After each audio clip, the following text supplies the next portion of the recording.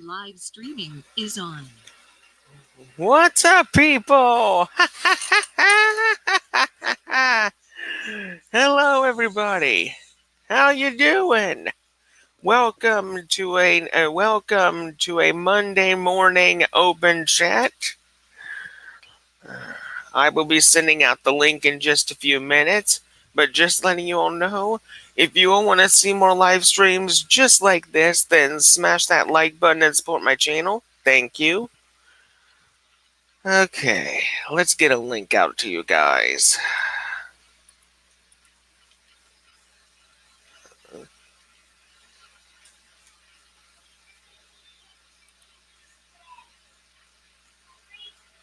Okay. Okay, there is the link, guys. Feel free to come out if you want to. Well, come on if you want to, sorry.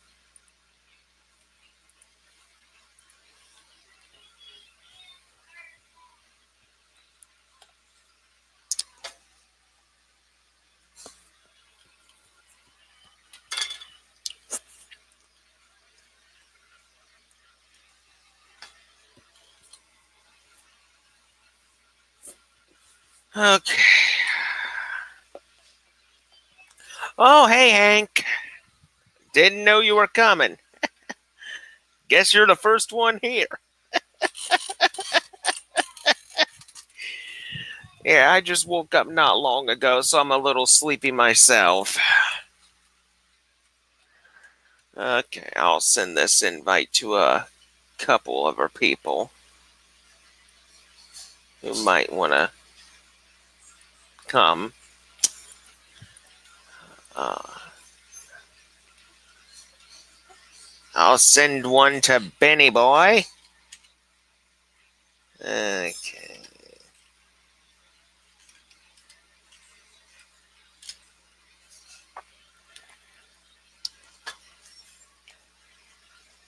Okay.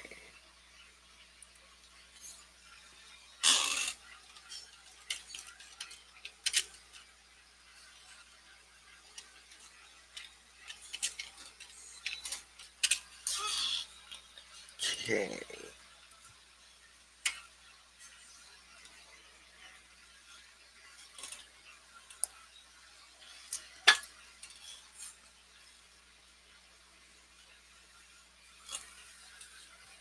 Okay.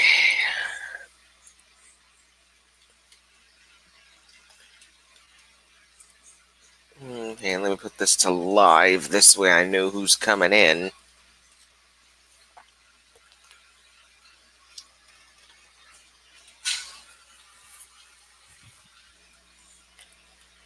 Also, let's see here.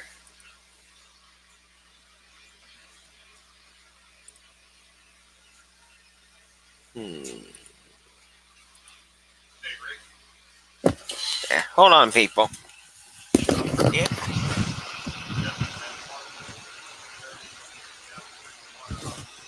Oh, the ball.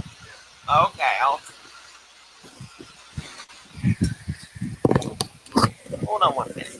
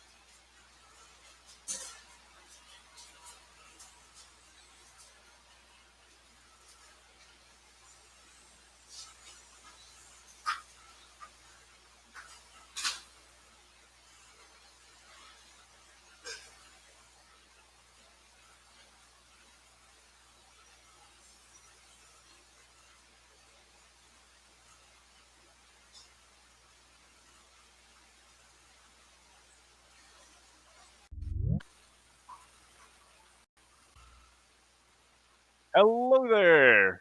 If this is working.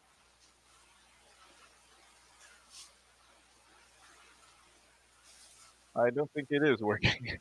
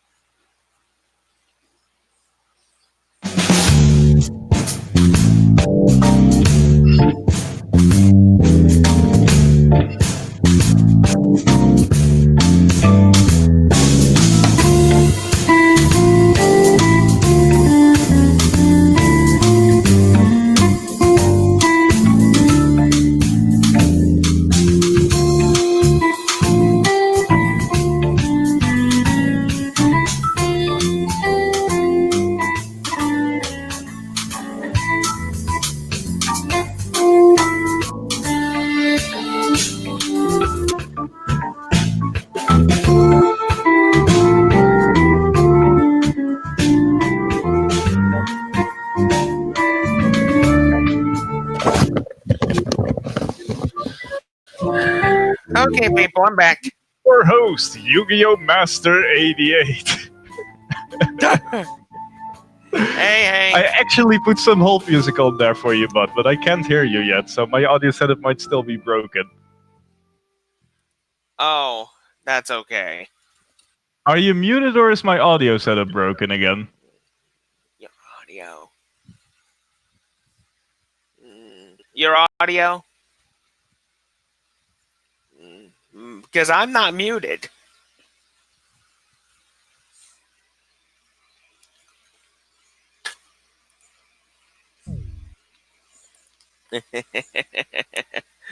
He'll be back, folks. He's got to fix an audio issue on aisle 13. Aisle 13. Get the crazy stuff on aisle 13.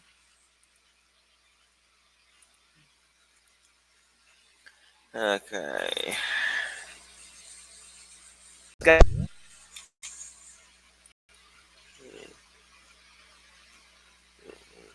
Is Hello? it working now? Can you hear me? I absolutely furiously hate this. Hello? Hello?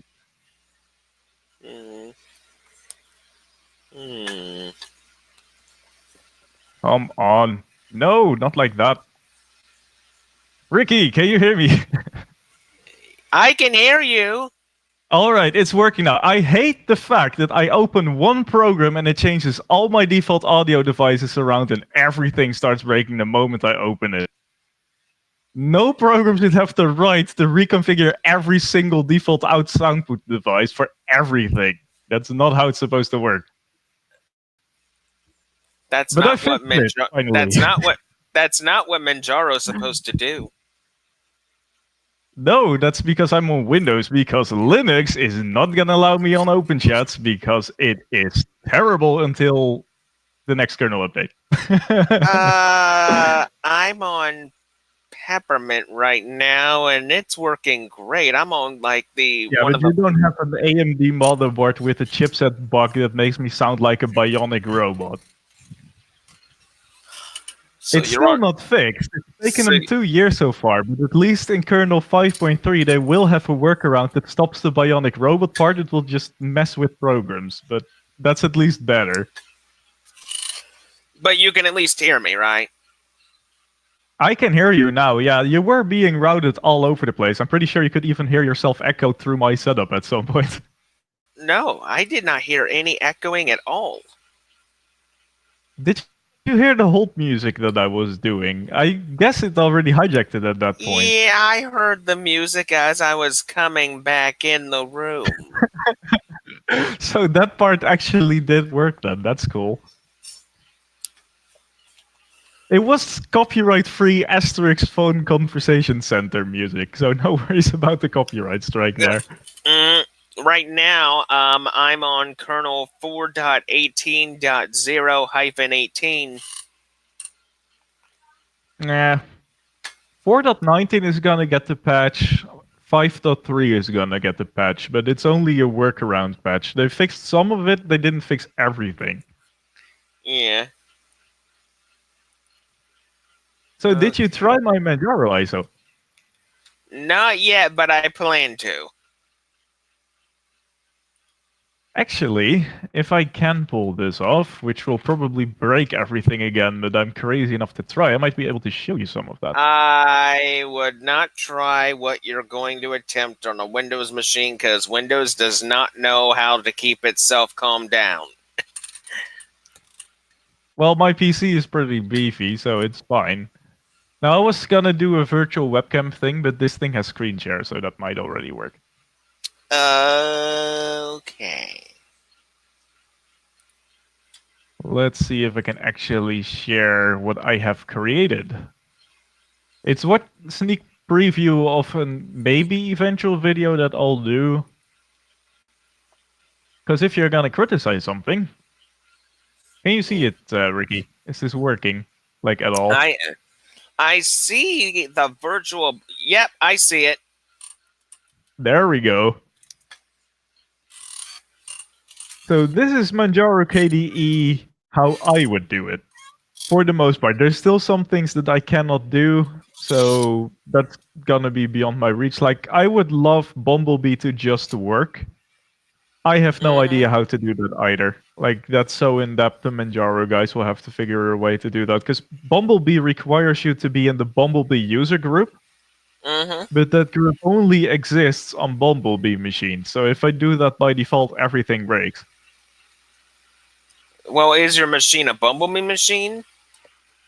My laptop is, but then it breaks for everything else. So the having to add yourself to the group manually is the lesser of the two evils, because at least it boots that way. But anyway, welcome to Manjaro, looking very much like Manjaro. Curious if it actually shows up on the YouTube stream, though. I think I'm pretty sure it will. Let's double check. Yep, There it absolutely will. So, welcome to Manjaro. At first glance, you're probably gonna be like, what the hell changed? That's exactly what I'm thinking. It's mostly behind the scenes. This thing still feels like Manjaro. So if you like Manjaro, you're gonna like this. If you don't like Manjaro, you might like this anyway. What changed? This is a newer base than the public ISO. They changed something for the better. Have you ever tried Manjaro KDE? No, I haven't. Current ISO that there is. they have only Octopi for the graphical package management. Mm-hmm. That is about the least user-friendly thing you could give a user, in my opinion. I was personally unable to figure out how to find application groups, like the category for browsers and games and stuff like that. If I can't easily figure that out, users are not gonna more easily figure that out. What is Manjaro doing? This is a sneak peek in what they are doing, because I downloaded the latest presets. They have integrated Discover.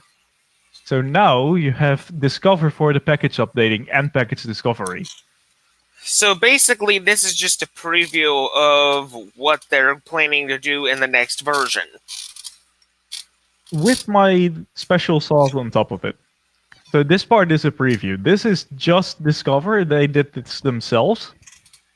But this alone makes it way more user-friendly for a new user. I'm so glad that they did this.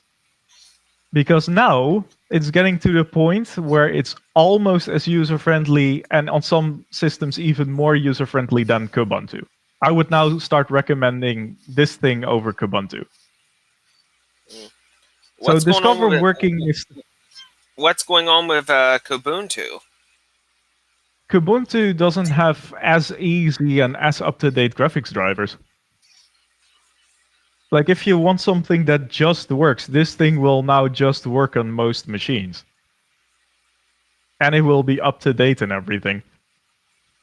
So this is pretty bog standard, but it's still cool that they have integrated Discover. That doesn't tell you much about what I did. If you look at the left bottom here, I customized this taskbar default.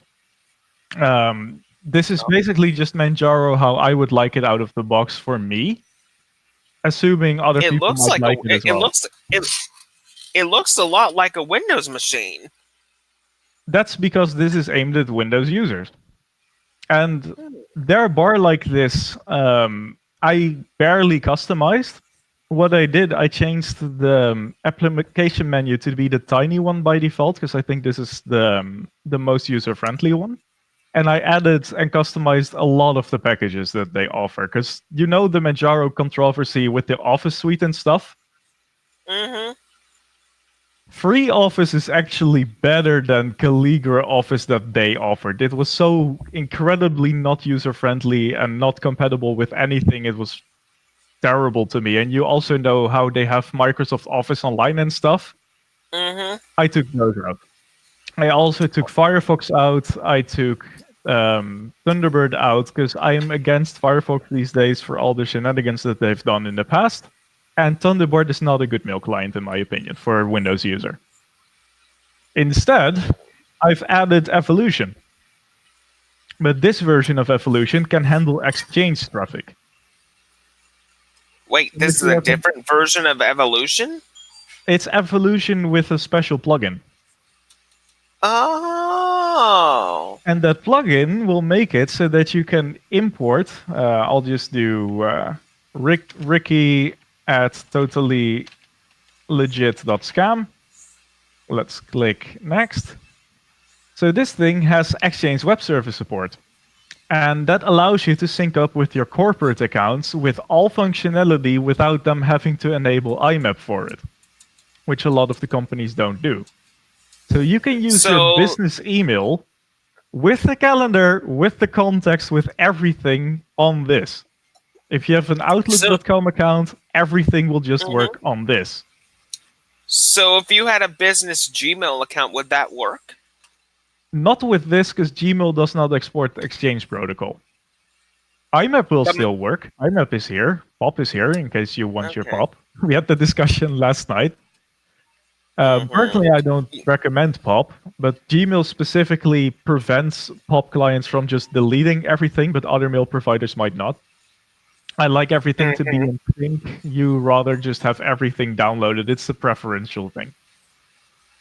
But it is possible. Everything is still here. I just added Exchange support. Okay. But this is aimed to be I just install it at my aunt's computer. She doesn't know anything about Linux, and this thing has to run a year from now distro. And it needs to have the things that a Windows user expects. That's my aim. Okay. Is this using an LTS kernel? Yes, it is. By default. It has the default kernel switcher thing. I can go to kernels right here. This is what's currently available, but the LTS one is installed. I would have to say, Another out of all the the kernel switchers that I've seen, Manjaro actually has, in my opinion, the best one. Yeah, the only thing I'm missing is a Meta package that just installs the latest current, like Ubuntu does. Mm-hmm. That's what I'm missing, because I run AMD graphics. I basically just want the newest one, but I get it from a user-friendly perspective that it's not there by default. I would just like to be able to do that from a command line, and it just keeps it up to date. That like Linux minus generic, and then the latest one as the dependency of that. That's what I personally like. They don't have it. Other than that, it's great. And if you look at the boot partition, the way Manjaro does it, it's just Could you hang on just a minute, please? Sure.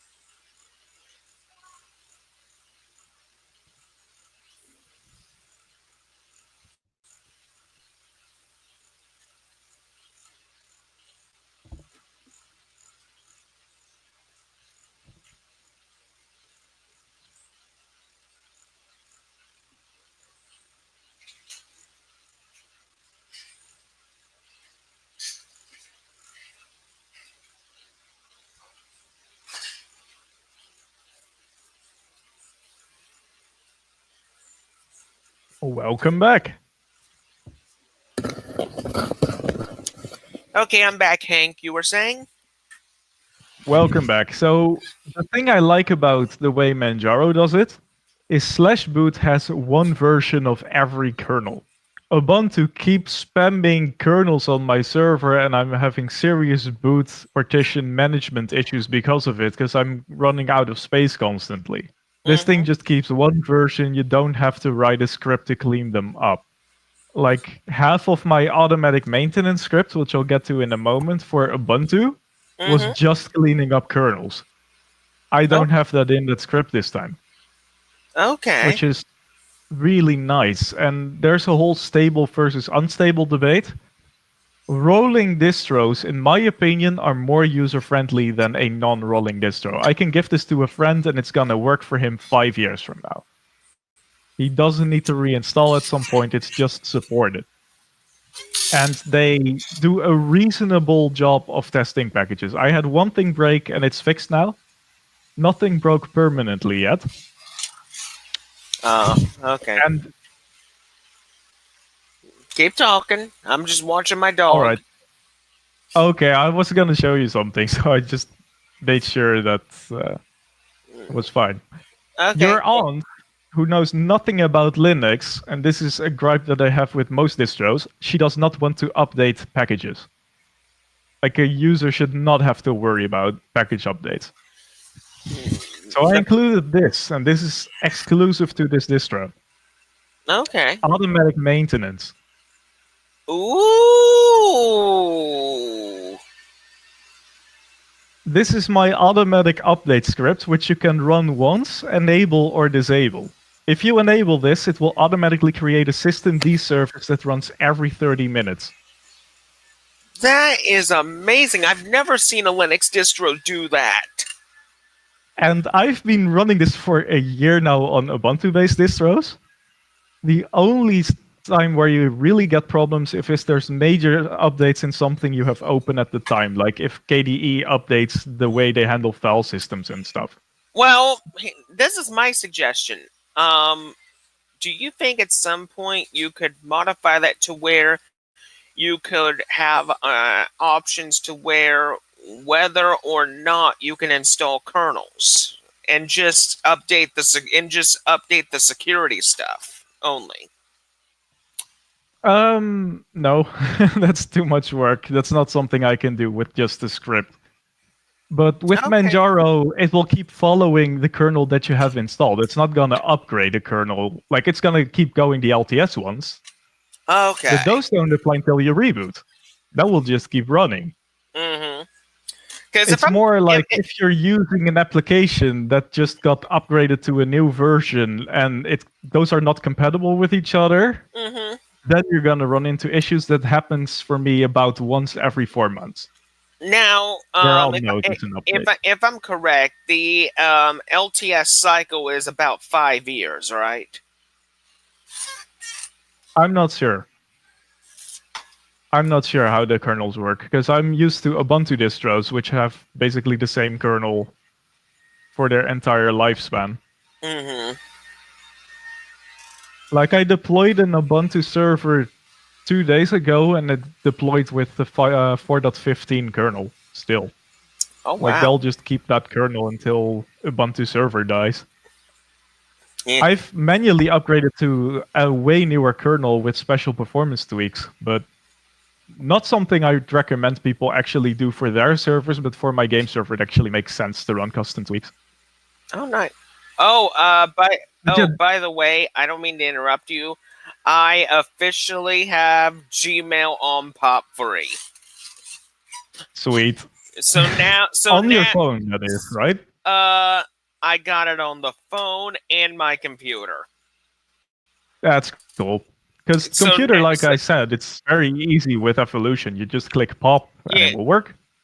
Well, the thing is, I have Thunderbird on here, so I could just take my Thunderbird profile and just take it to another computer, and I'll still retain all my emails and settings. Yep. In my case, you would have to install Thunderbird though, because I Yeah. decided to replace Thunderbird. But the one So thing I'll show you what else I've the done one- with this thing.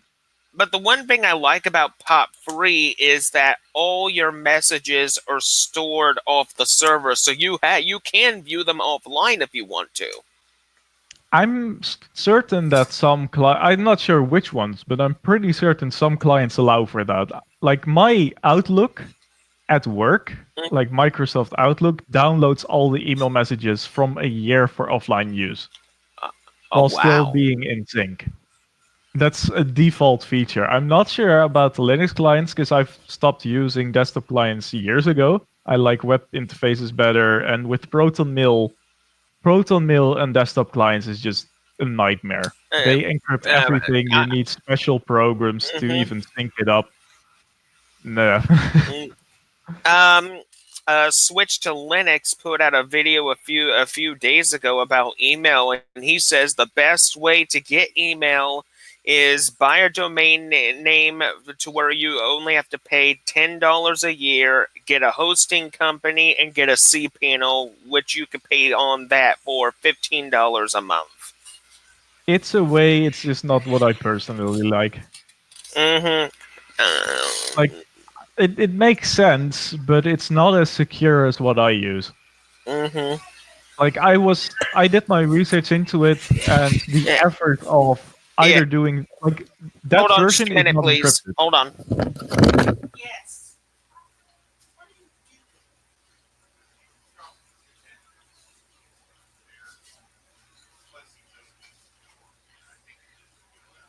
You want me to just let him out with his daddy? Oh, Dad's off today. His hours are at max. He had no choice but to take a day off.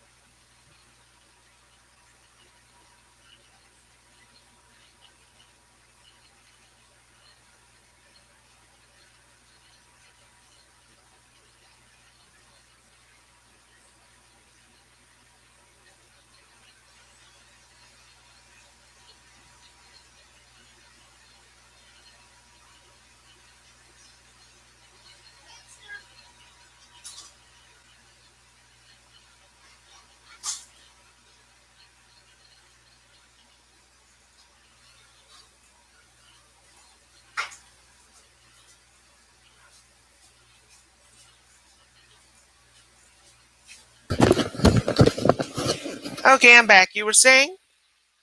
I forgot what I'm saying, but I do know what I still want to show you. Okay.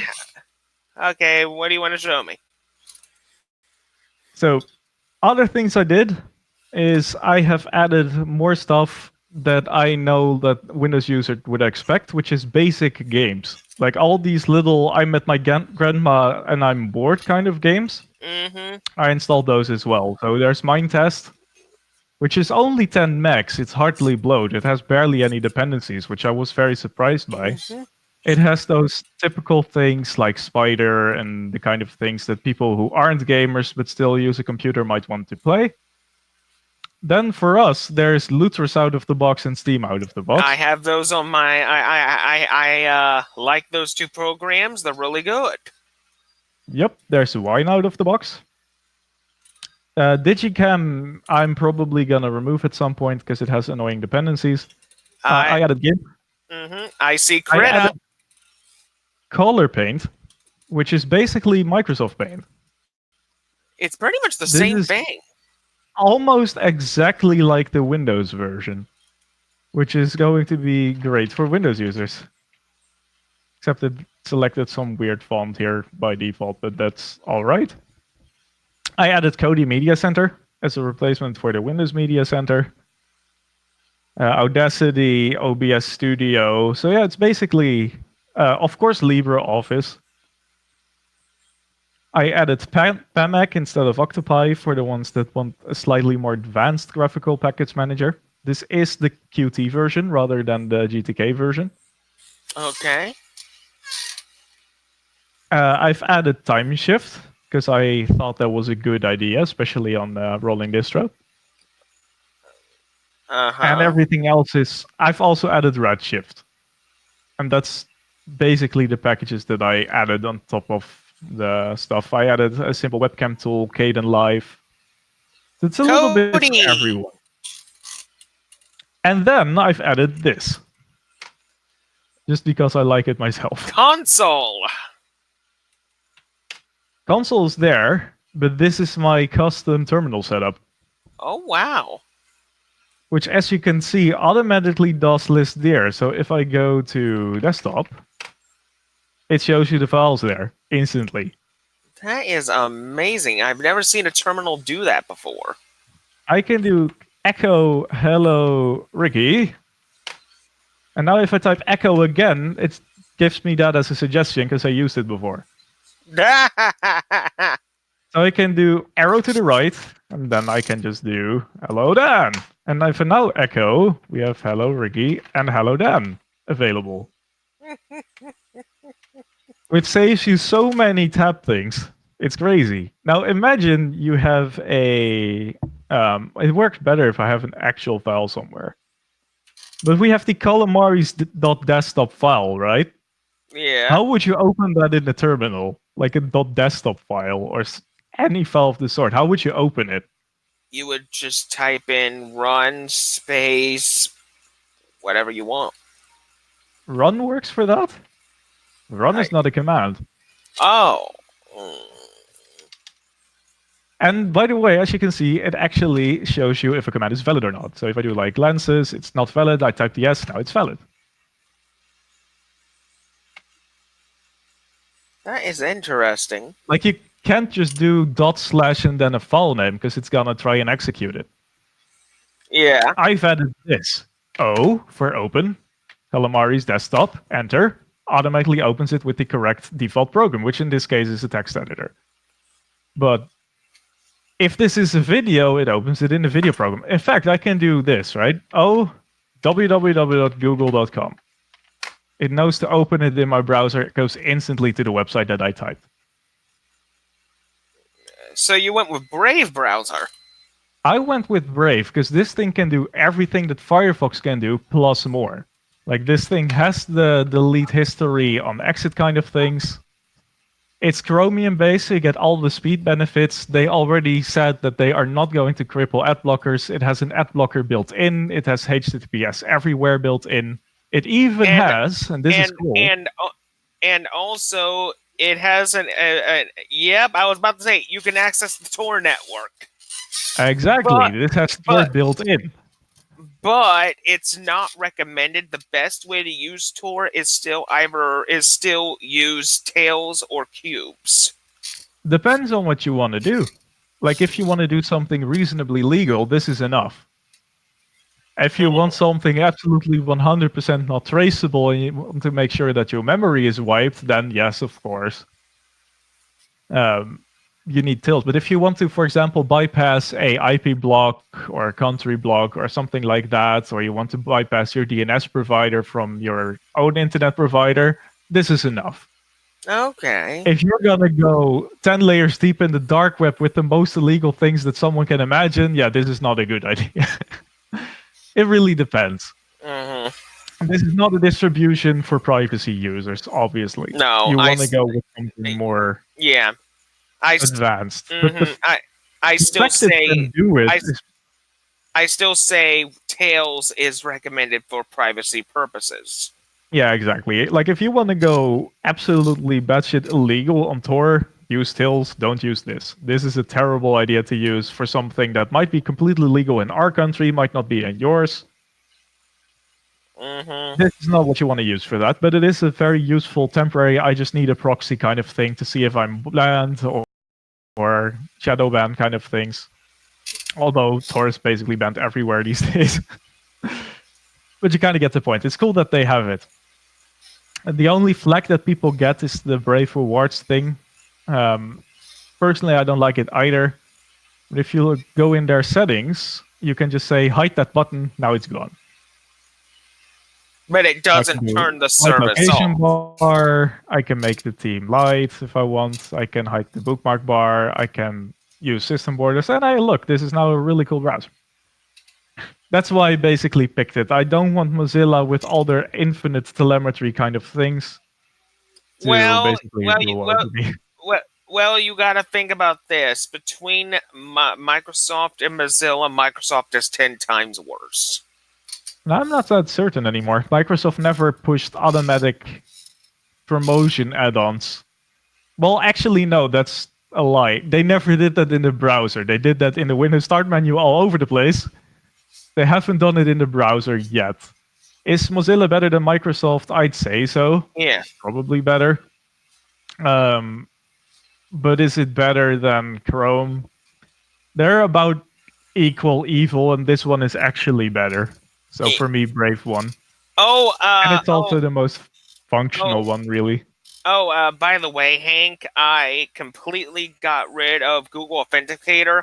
I'm using a brand new authenticator app that I've never used before called OTP.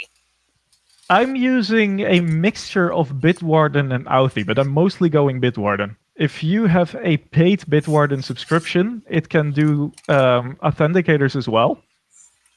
And if you autofill a password form, it will put the authenticator code on your clipboard, which is super fast.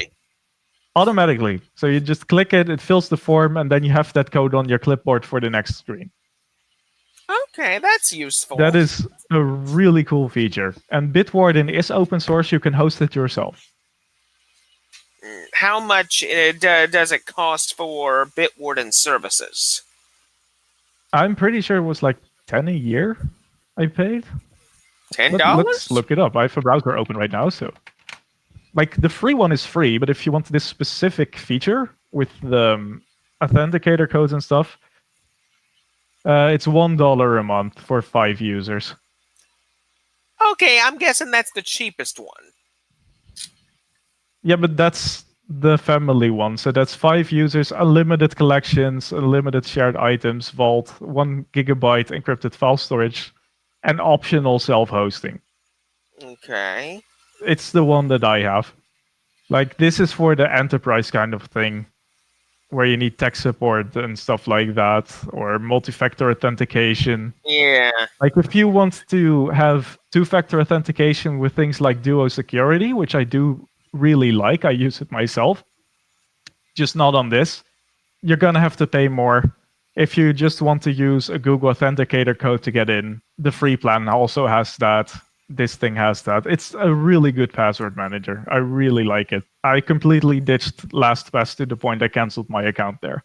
Yeah, LastPass has become an abomination. I used to have one myself, but I completely got rid of it. I don't like the direction they went. I wasn't having too much problems with them, but the Android app suddenly refused to install in my region or on my device or stuff, and I was like, all right, this is getting a little ridiculous now. Let's see if there's something better and open source. There was, which is this. It's not free, as in the self-hosting needs a license, Mm. but it is open source. You can host it yourself, you can vet the source code, you can tweak it, you can do whatever you want with this thing. Or you can do what I did and just not do that at all, trust that it's actually encrypted on their end, and they'll just host it for you. For free, if you want, with the limited features. So Bitwarden I personally use as the password manager. Final cool thing that I did with my Manjaro ISO is I managed to get Proton working on Bumblebee for NVIDIA laptops. Nice. So if you're in the Bumblebee group, you're done. You can use PVK run, whatever you want to run, and it runs in a Vulkan compatible, completely Vulkan compatible NVIDIA instance. It's really cool. I can't show you because it won't be installed in the VM, but it does work on my laptop, and my laptop does not have the latest NVIDIA. Oh, that's okay. So yeah, that's basically what I've did with this thing. This is Manjaro Linux, how I would actually recommend it to people.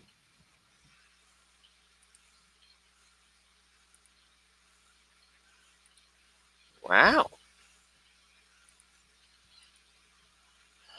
And I'm desperately trying to get English Bob to review this thing. Because he might actually like it.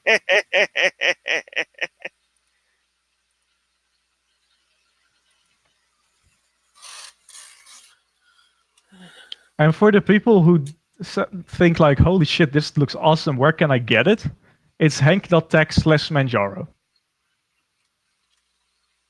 I will now, for the convenience, I'm not signed into my Google account, but it's hank.tech/Manjaro. It will instantly take you to the download. So this is your own fork of Manjaro. I wouldn't call it a fork, it's a respin. Like, I use the official builder tools, which if you want to talk about that, I could actually show them. They're really cool. Cool. Like, if you want to... Oh, it's actually restarting now. I'll just force that real quick. This was all shown on the live disk, of course. I didn't actually install it.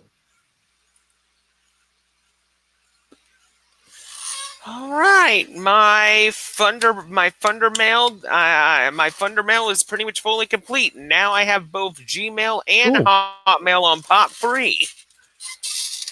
So for Hotmail, you can use the Exchange services with that client that I showed you, and it will also have your contacts and your calendar details and stuff. That's very interesting. I mean, I know that's really cool. That's because Exchange is actually a good protocol.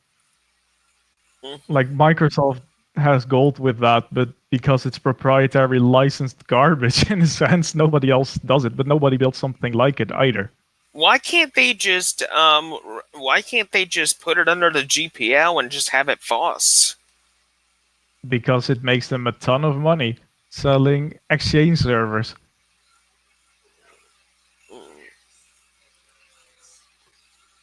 Like, almost every organization that I've ever been in bought that server or has Office 365. It absolutely dominates the market. If they make that FOSS and people can just take that code and build their own, that's gonna kill an entire business segment for them. It's not gonna happen. So for the people interested, because I know that Pizza Loving Nerd still has questions about this, I might include this in my Manjaro video later, but since I'm here, I might as well show you. This is how you make your own Manjaro ISO. So just Google Manjaro build ISO, gets you to this page, and there's two tools that you should install. Now, if you don't have PEMAC, Pacman will of course work as well. And I'm guessing making your own Manjaro ISO is very easy. It is. It's super simple. It's depending on how you look at it, it's either more easy or less easy than making your own customized Kubuntu, which I've also done in the past. Doesn't Ubuntu still do the Ubuntu Mini? Oh boy, this is gonna be a little problem. It's wanting to also upgrade packages, which is gonna probably consume all the RAM. You know what? I'll just install this to the VM real quick. Oh. And then we'll just talk about something else while that installs. Okay. What did you want to ask me about Kubuntu? Doesn't Ubuntu still do the Ubuntu Mini ISOs? I'm not sure. I never looked at them before. Hmm. I'm basically a KDE all the way person. So if it doesn't have a KDE ISO, I won't look at it. And if it does have a KDE ISO, I'll probably just look at that. I very rarely try out other things anymore. I think the last one I've tried was Zorin's desktop, and it lasted me about 10 minutes. 10 minutes. Yeah, because I couldn't figure out how to get my touchpad to behave because they didn't have the setting for it. So that ended really quickly. Which is also a thing. Manjaro by default deprecated the only touchpad driver on my laptop that actually works well, so I've included the proper one in this as well. Oh, we have a distro update. Coming from DistroWatch, Red Core Linux has updated to 19.8. If I anybody, did just mention I would check out Plasma things.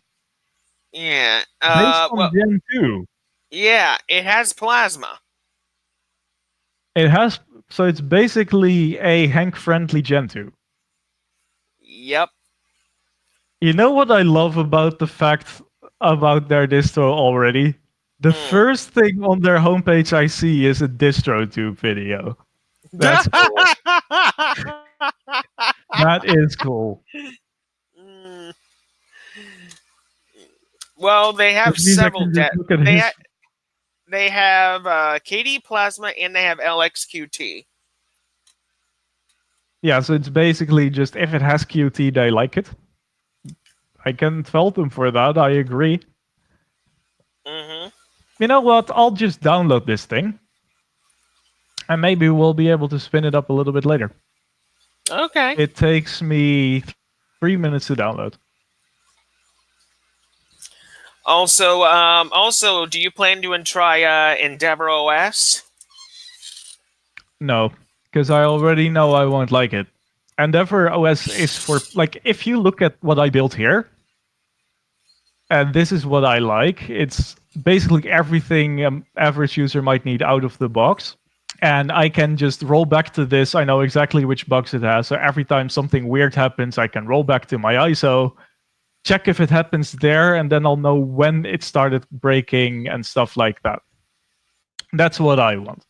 Endeavor is for Okay. people that don't want anything, basically.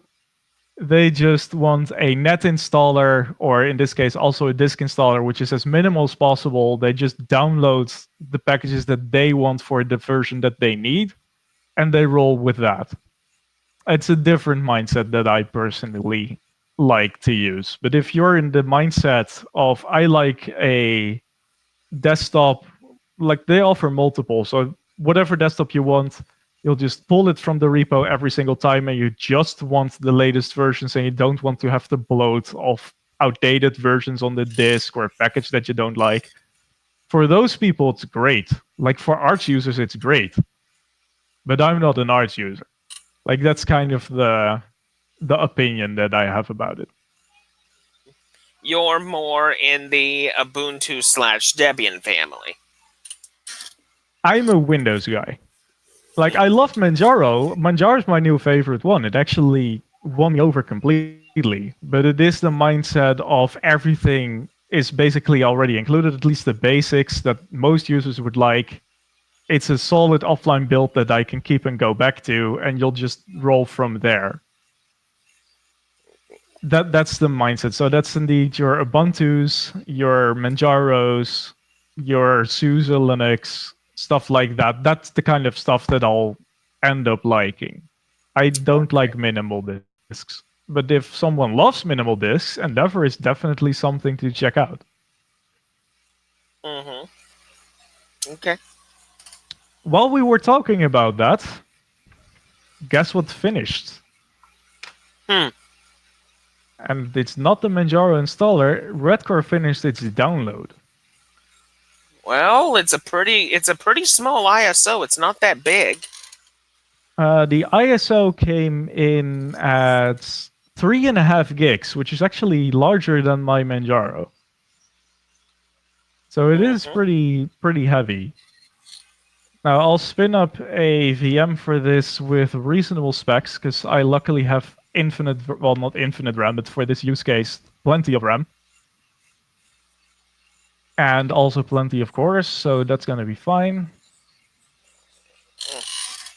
And then we can check it out live, whatever their distro update is. I've never seen it before. Mm-hmm. I'll give it 4 cores. I'm giving it 4 gigs of RAM, and I am going to enable the 3D acceleration with VM SVGA. That's what I'm going to run. And Okay. now I'll stop sharing this, and we'll see if we can get this one up. Let's dive into this first. So disable ACPA, language selection, and keyboard selection. So no recovery thing there, which is surprising, but okay.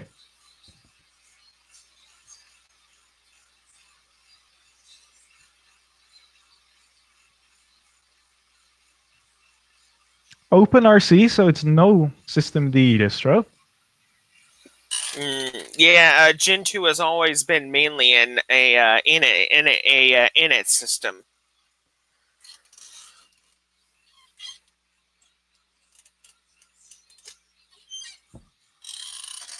Like the biggest thing I'll probably run into with Gentoo is the package stuff. Because when I looked at Zapstream, the package management did not look friendly. It looks like they have basically every version, and you have to check the wiki before you install anything.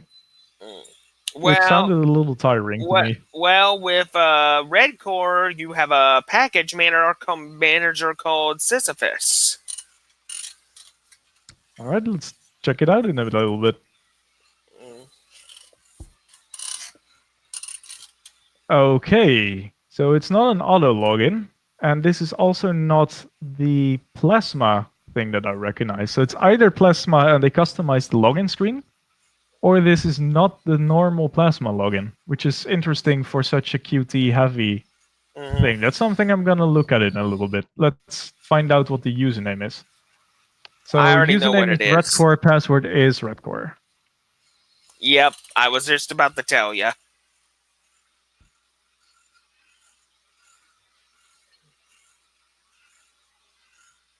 This is not looking like stock Plasma at all so far. So there's definitely customization done.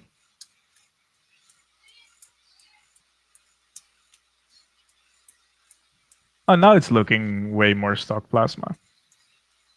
They also went for the tiny menu, which I like, and a very black and white color theme. They went with the Lutris and Steam approach, which is cool. That means you basically are set for games.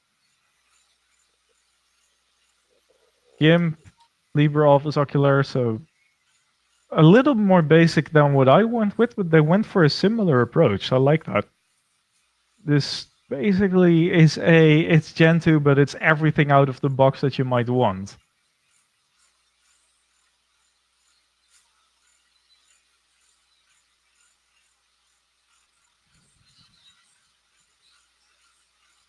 Okay, this seems like a customized, yeah, this is customized normal system settings for Plasma, so this should not have any updates of the sort.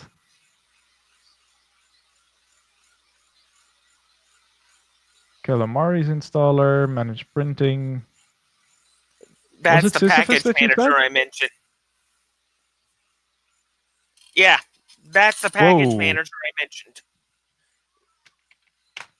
So I like their package defaults. I don't personally use every single one that they Wait, what? REDCORE.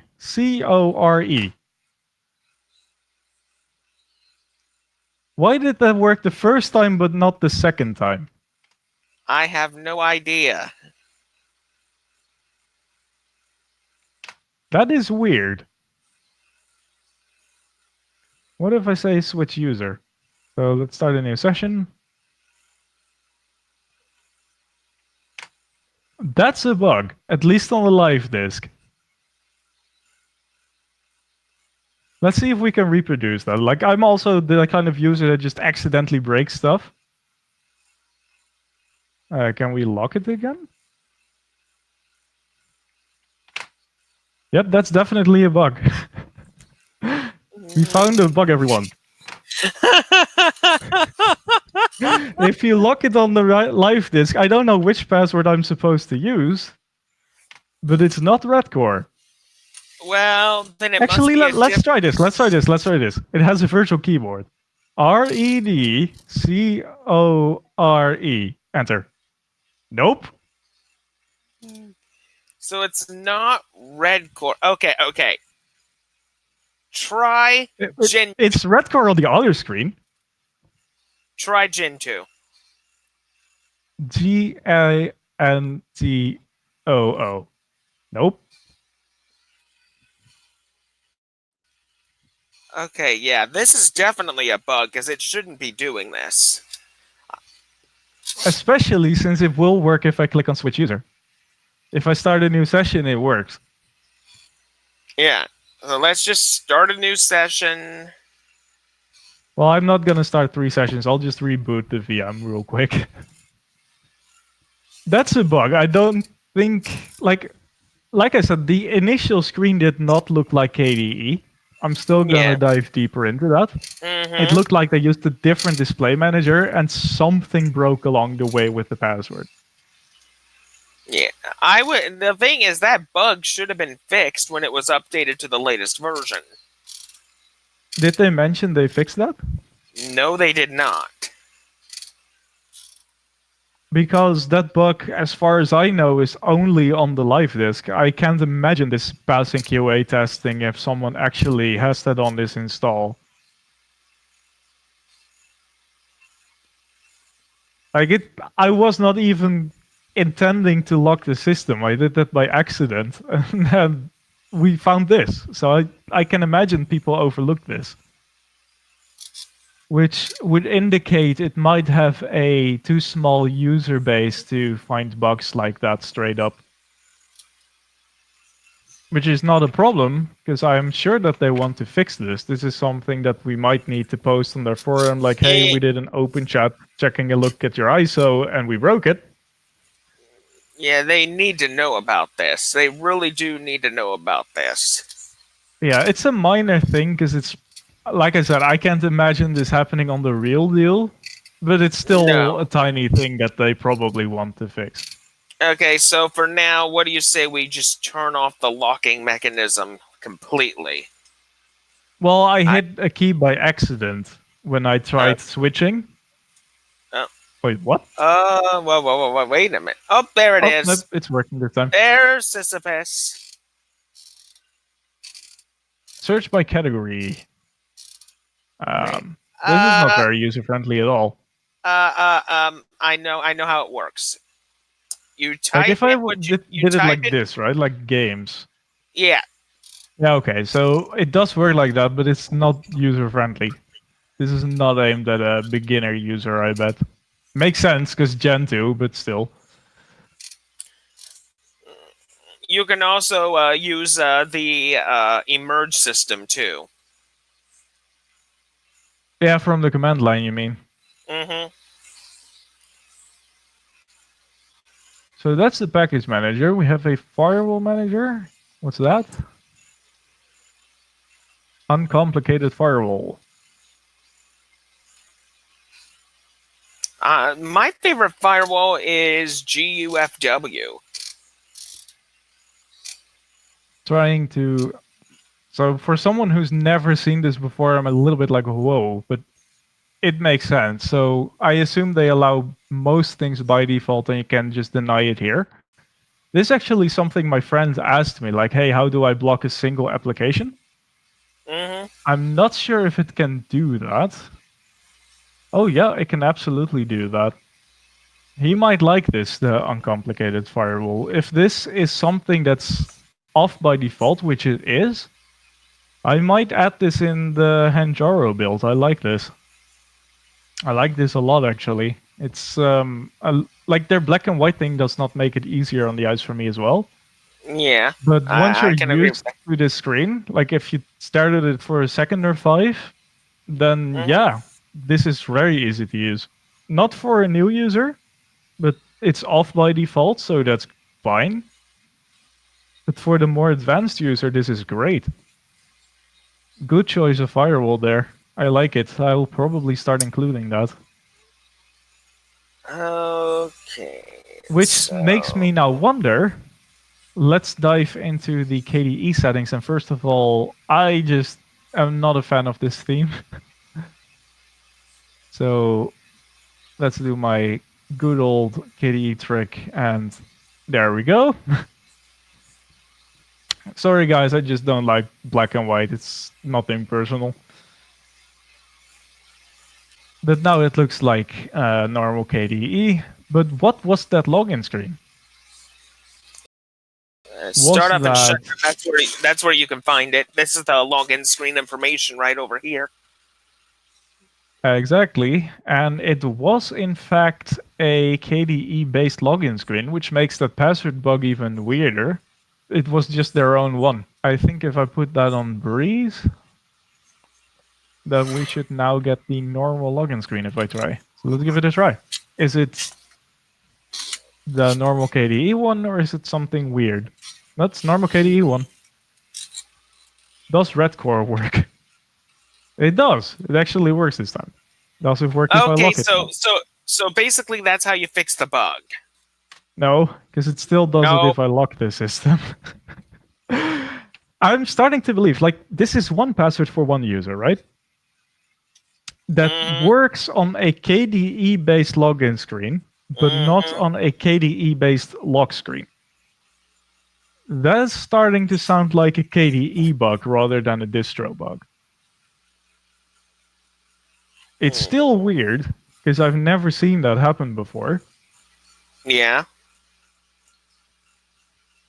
And it's still something that Redcore should fix, but it might not be their fault. It might be an upstream problem with whatever version they're using.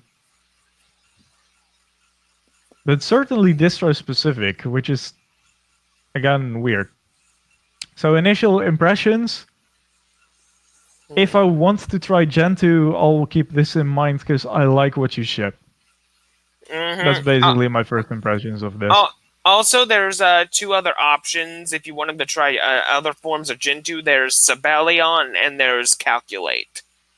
Calculate I didn't like as much. Can't remember, why did they have KDE? I thought they did.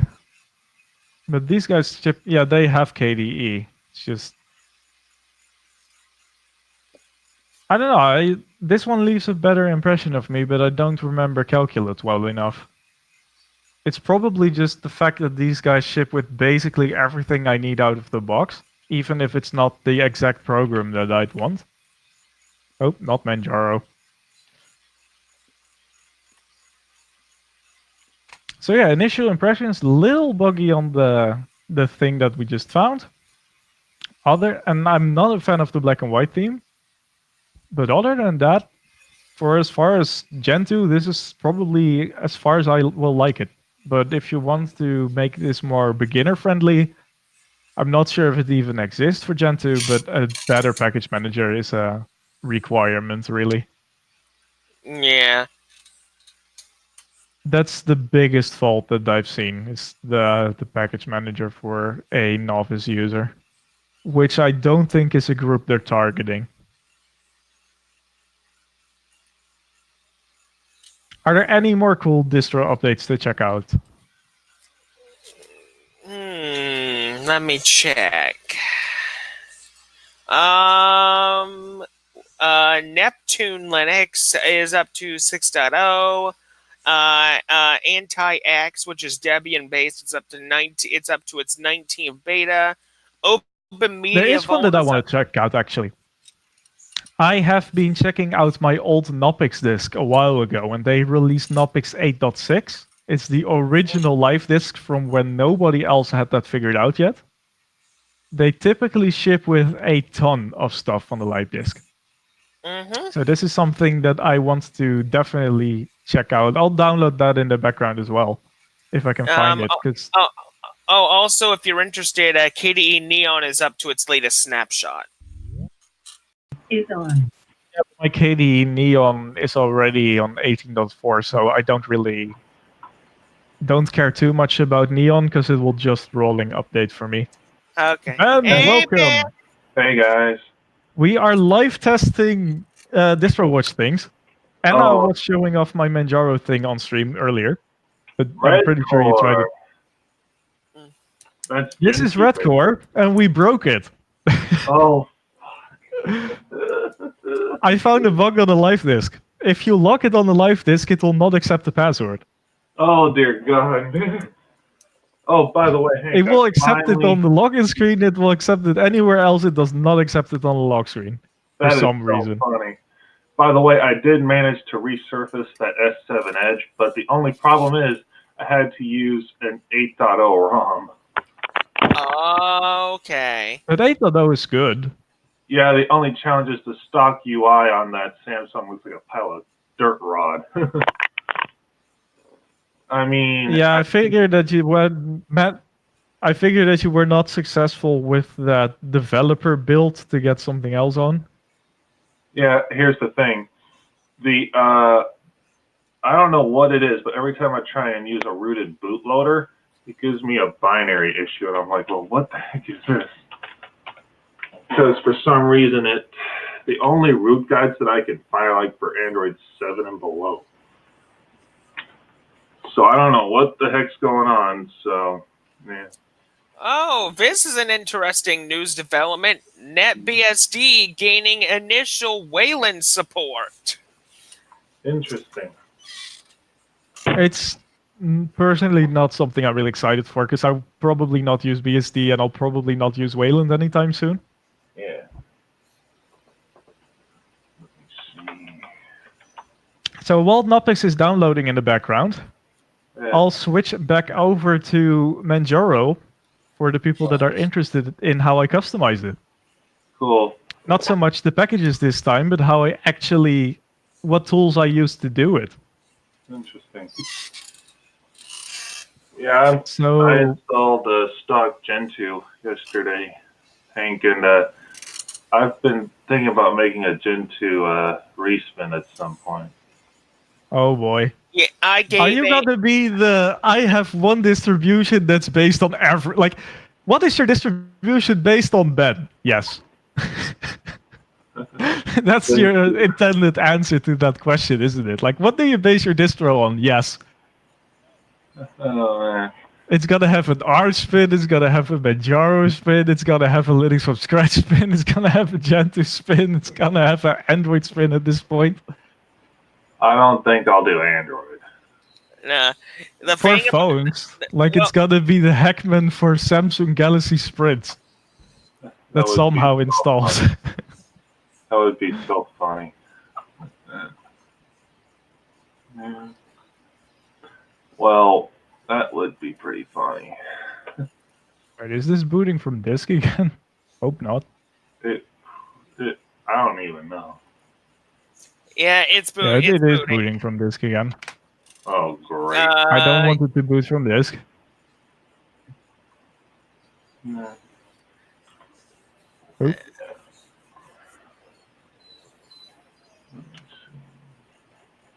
Alright, now it should be booting from drive, so I can actually install all the updates. There you go. Because that's something that Manjaro is a little bit annoying. Oh shit. Did it break? Ooh, no it didn't. My hard disk is full. Oh, Oops. That would not be I good. desperately need a reinstall of this system to clean everything up. I'll just delete GTA for now. That should do. Yeah. Yeah, if you didn't know, Ben, he's running Windows right now. Oh, geez. Yep. Mm, It's the only thing that will work on this sound card until the next kernel release. Yeah. Yeah, I've been thinking about changing Hackman to have an LTS kernel instead of the stock kernel. The LTS kernel will also have the same fix, luckily. Oh, that's good. They will backport it. The only downside is the fix for my sound card is not a real fix. Ah. It's a workaround, so it makes it kind of usable, but still buggy. Ah, okay. Alright, so before we're gonna delve into the ISO thing, I'll just run my automatic maintenance thing, Okay. so we don't have all the updates later. There you go.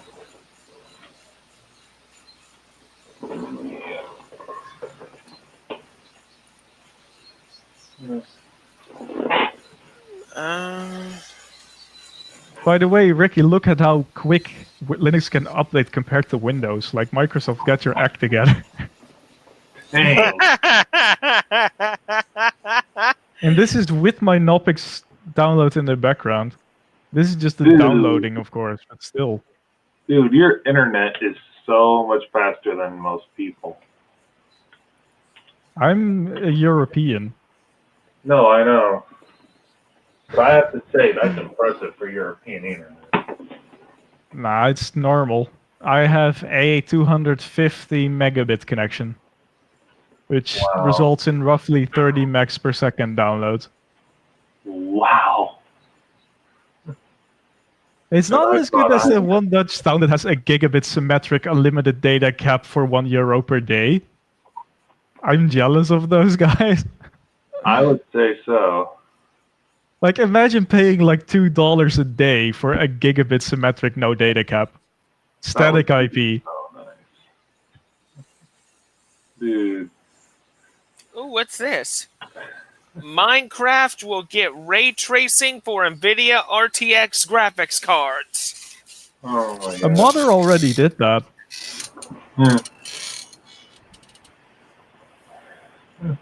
Let's see. Oh, Alienware's got some new products now. But wait, Ricky, you're going way too fast. Which version of Minecraft will get it? The good version or the Windows Store? It's only on Windows 10 and has DLC version. Let me look at the article. Yeah. Uh, Yeah, you need to start doing that, Ricky. It's reading the article, not just the headline. yeah. That's my 2 cents. Let's see. Don't Ray disagree, tracing Hank. will arrive as a okay. It says ray tracing will arrive as a free update for all PC Minecraft users. Okay. Yeah, but there's two versions on PC. Is it the Linux-friendly, amazing Java version, or is it the terrible Windows 10 bloated DLC riddled nonsense version? It's not even specifying. It's done. This Then article it's was probably the Windows 10 bloated nonsense version. And then we don't get to play with any of that, basically. But I don't care, because shader packs already do it. Shader packs have ray tracing these days. Alright, we're done. If you guys want to learn how to build a Manjaro ISO, it's actually super simple. Yeah, it's a lot simpler than building an archive, so. Yep. Google Manjaro build ISO. It's gonna give you two tools. You need Git installed and you need Manjaro Tools ISO installed. So we're gonna install those. This is for everyone that does not agree with either the default package stuff or mine. So we're gonna quickly pull that in, which we now have. Then they have a ISO profile Git that you have to clone. Oh. So if we clone See, that, when I did this in the hold on, when I did this in the past, this was entirely different the way I did it. I just Well, grabbed the this is ISO the way I profile did it, to and it was super easy. Yeah, you see, I just So now grabbed in the your user profile. profile, here's ISO profiles. You go to Manjaro, this is all the flavors they have. Okay. If you click on the one that you want, here's the desktop overlay. You can place any file here and it will end up the desktop image and the live image both. This is how I added the auto maintenance stuff and the package tweaks and stuff like that. Then there's the live overlay. This stuff will only show up on the live disk. Then there's the packages. Here you can take out anything that you don't want and add anything that you do want. That is so And you cool. also have live specific packages. Yeah. Here's the driver packages.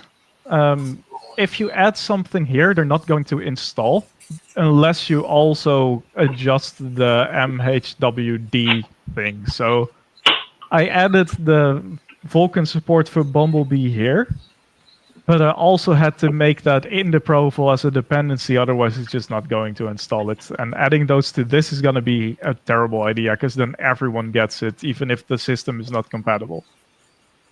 Once you've done that, it's as simple as typing build ISO -p and then the profile that you customize, like KDE. Hit enter.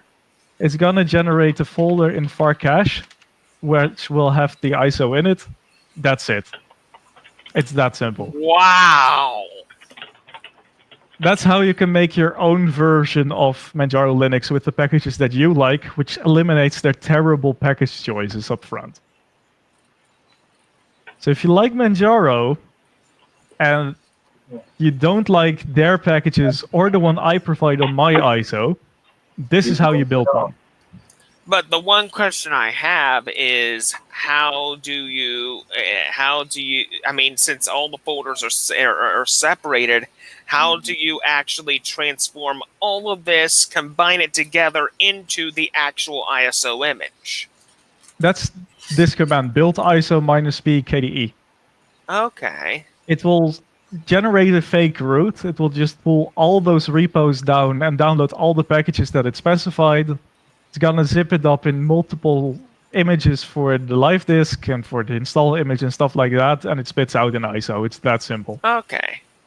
It's a really good build script that they have. So how do you? So my question now is, how do you transport the? How do you move the ISO image from one area to another area? Well, it spits it out as the ISO file in Farcache. So you just copy it to whatever you want. You can upload it. You can put it on a USB stick. Doesn't matter. It's a normal ISO, just like you would download. Oh, so basically you just copy all those files to a USB stick and you're done? Well, no. Oh, wait. Which one do you mean? Do you mean the end result ISO? Because that's how you would do it with any distro. Or your own profile, if you want to have it for later and customize it further. The end result. The end result is just a normal regular .iso, like any distro. Okay. So if you're gonna DD that to a stick, you have your install disk. If you're gonna burn it to a CD, you're gonna have your install disk. If you just want to keep the ISO, put it up on a Dropbox or a GitHub or a SourceForge or whatever people put it on these days, you can do that. It's a normal ISO file. Okay. But this one you generated with your preferences. So you can go in desktop overlay, etc. This is going to have a hidden folder. No, it's not. Basically, you can make your own folders for like .scal with the default profile tweaks and whatever you want.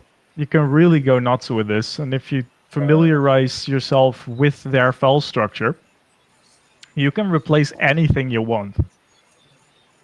Or you can go with a different base, because they have community versions here as well. So KDE Minimal, Deepin, Mate. You could go for a minimal install and just build it from the ground up there. Oh. It's really cool stuff that they have.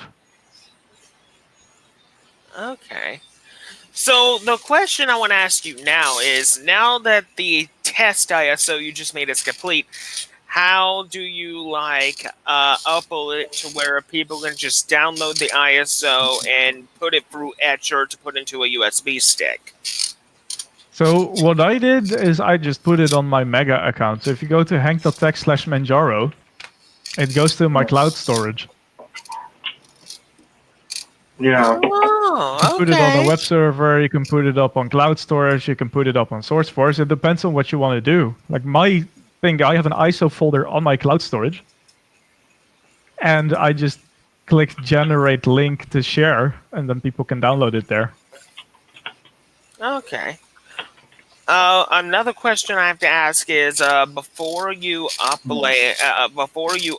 the ISO to the cloud, what preparations do you have to do before you upload it into the Mega Storage? It depends on how careful you are. Personally, I test it on all my devices. Because any Okay. tweak that I do, I want to make sure works. So when I changed the default shell, I went on and tested if that default shell appeared after my install, and it didn't. So I had to tweak more default configs to actually make it the default shell. Okay. If I add Vulkan, I gave Ben a copy of the ISO, and I was like, hey, Ben, and he still didn't answer that to me. Does What, it install Uh, Vulkan on your NVIDIA Optimus out of the box, since you have a newer one? Stuff like that. So I basically just quality test the kind of tweaks that I add on top to have it to a point where people can use it before I put it on. Because if I have a faulty ISO, like I had versions where I included things the wrong way and it just didn't boot. So if I'm gonna put that ISO on the internet like, hey guys, here's a new version, go test, and it doesn't boot for anyone, that's not a good it's a idea. bug. Yeah. All right. Hold on just a minute. Okay. Yeah. I have, you see, Hank, there's this one game that I've been trying so hard to get working under Steam with Proton and all that. It doesn't matter what computer I put it on, it just doesn't want to load. And that is Jade Empire Special Edition. And I checked the Proton DB. People have been having a really lousy time getting the darn thing to work. Let me take a look. Like, stuff like that is easier if, one, I have the game, and two, my Linux gaming PC would actually work with the sound card so I can talk and show people, I get like, that. on screen. Yeah, But let me. it has bronze. Yeah, so it's kind of hell to get working, as you can tell. Oh, the task set stuff I don't like at all. Yeah, now you see my problem. So basically what people are saying is it's horribly optimized, but if you have an extremely beefy CPU and you just give it maximum priority, it will be somewhat playable, maybe. Right, now you see I can get the GOG version to work no problem. It's just that version on Steam is a pain in the rear. What does Lutris think of it? Like, if I go I've to tried my Lutris. Lutris on Hanjaro, Right, you see, I've tried it with Lutris, it's no different. And I've tried play on Linux, same damn thing. and that's on an NVIDIA, right? Yes, it's on my Optimus laptop, actually, that I'm trying to get it to work. Are you running it with PVK Run? I have never tried it with that. Because if you have a Optimus laptop and you don't use PVK Run, then it's either going to run on your Intel graphics, which is terribly slow, or if you use Right. Primus Run or OptiRun, it's not going to have Proton. So it's going to Right. translate it to OpenGL, which is going to be slow or unstable. So if you try it with my Hanjaro disk, Yeah. you will have PVK Run available to you, and then Oh. it might run fine. Yeah, I'm going to, you see I'm on Gentoo right now, but I'm going to switch to Hank Jaro and see if it actually works.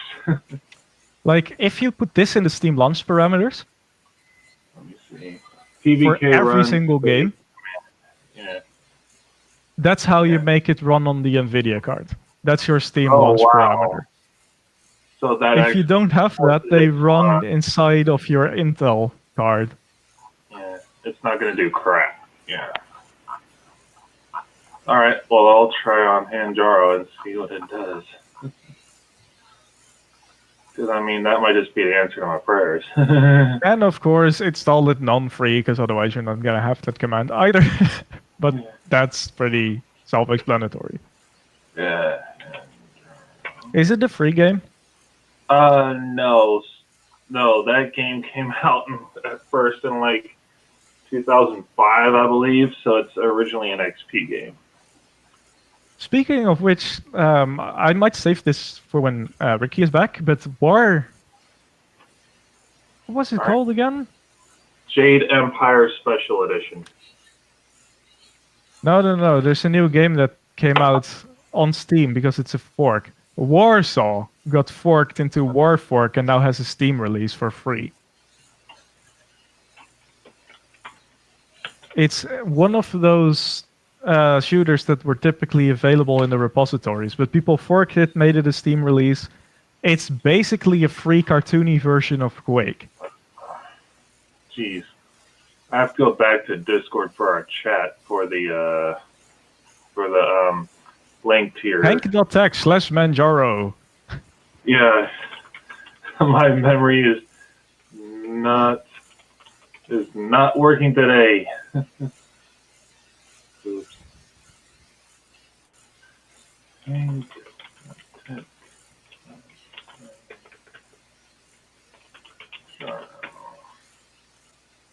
Ah.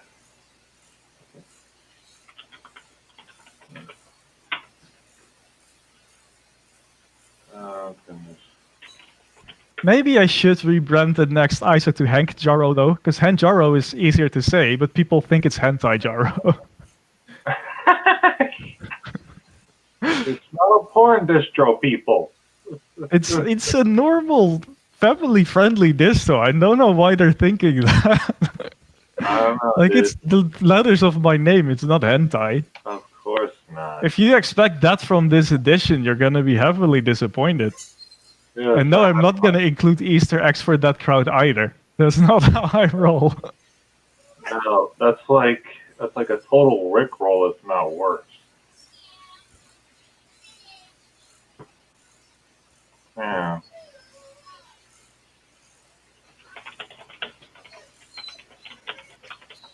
Right.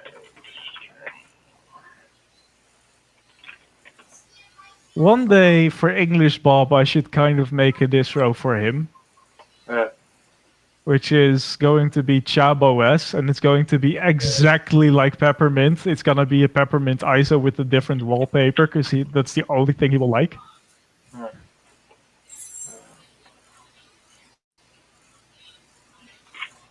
Alright. Yeah. I actually have this Debian computer set up as a server that someone helped me with. Also, Ben, you will have to add yourself to the Bumblebee group. It's something I don't know how to I know automate. how to do that. It's easy. It's easy, but it's like, don't expect me to have fixed that. So if you run that command it's without okay. doing that, your game's not gonna work. RIP.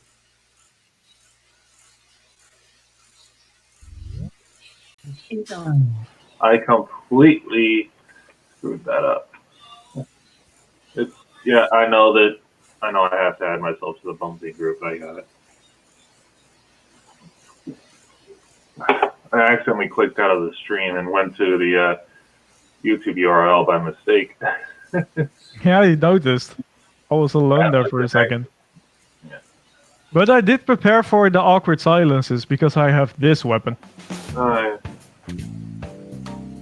That's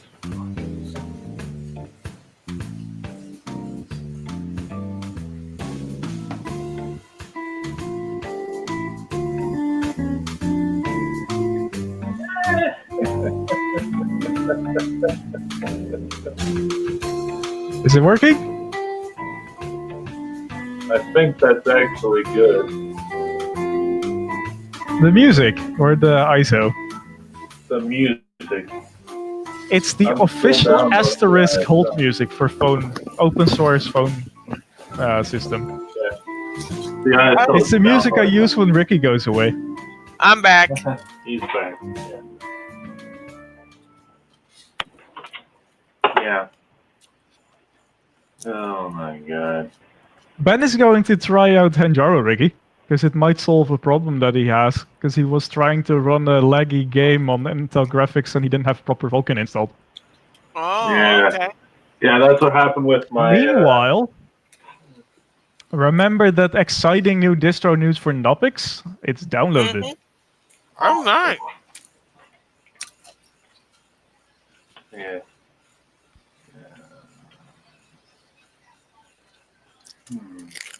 Ooh. Bang. Yeah, every This other game is that my I- childhood memories updated to this month. Damn.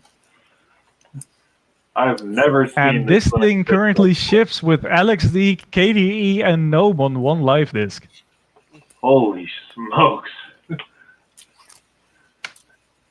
Let's What see is- what their default is. It used to be KDE.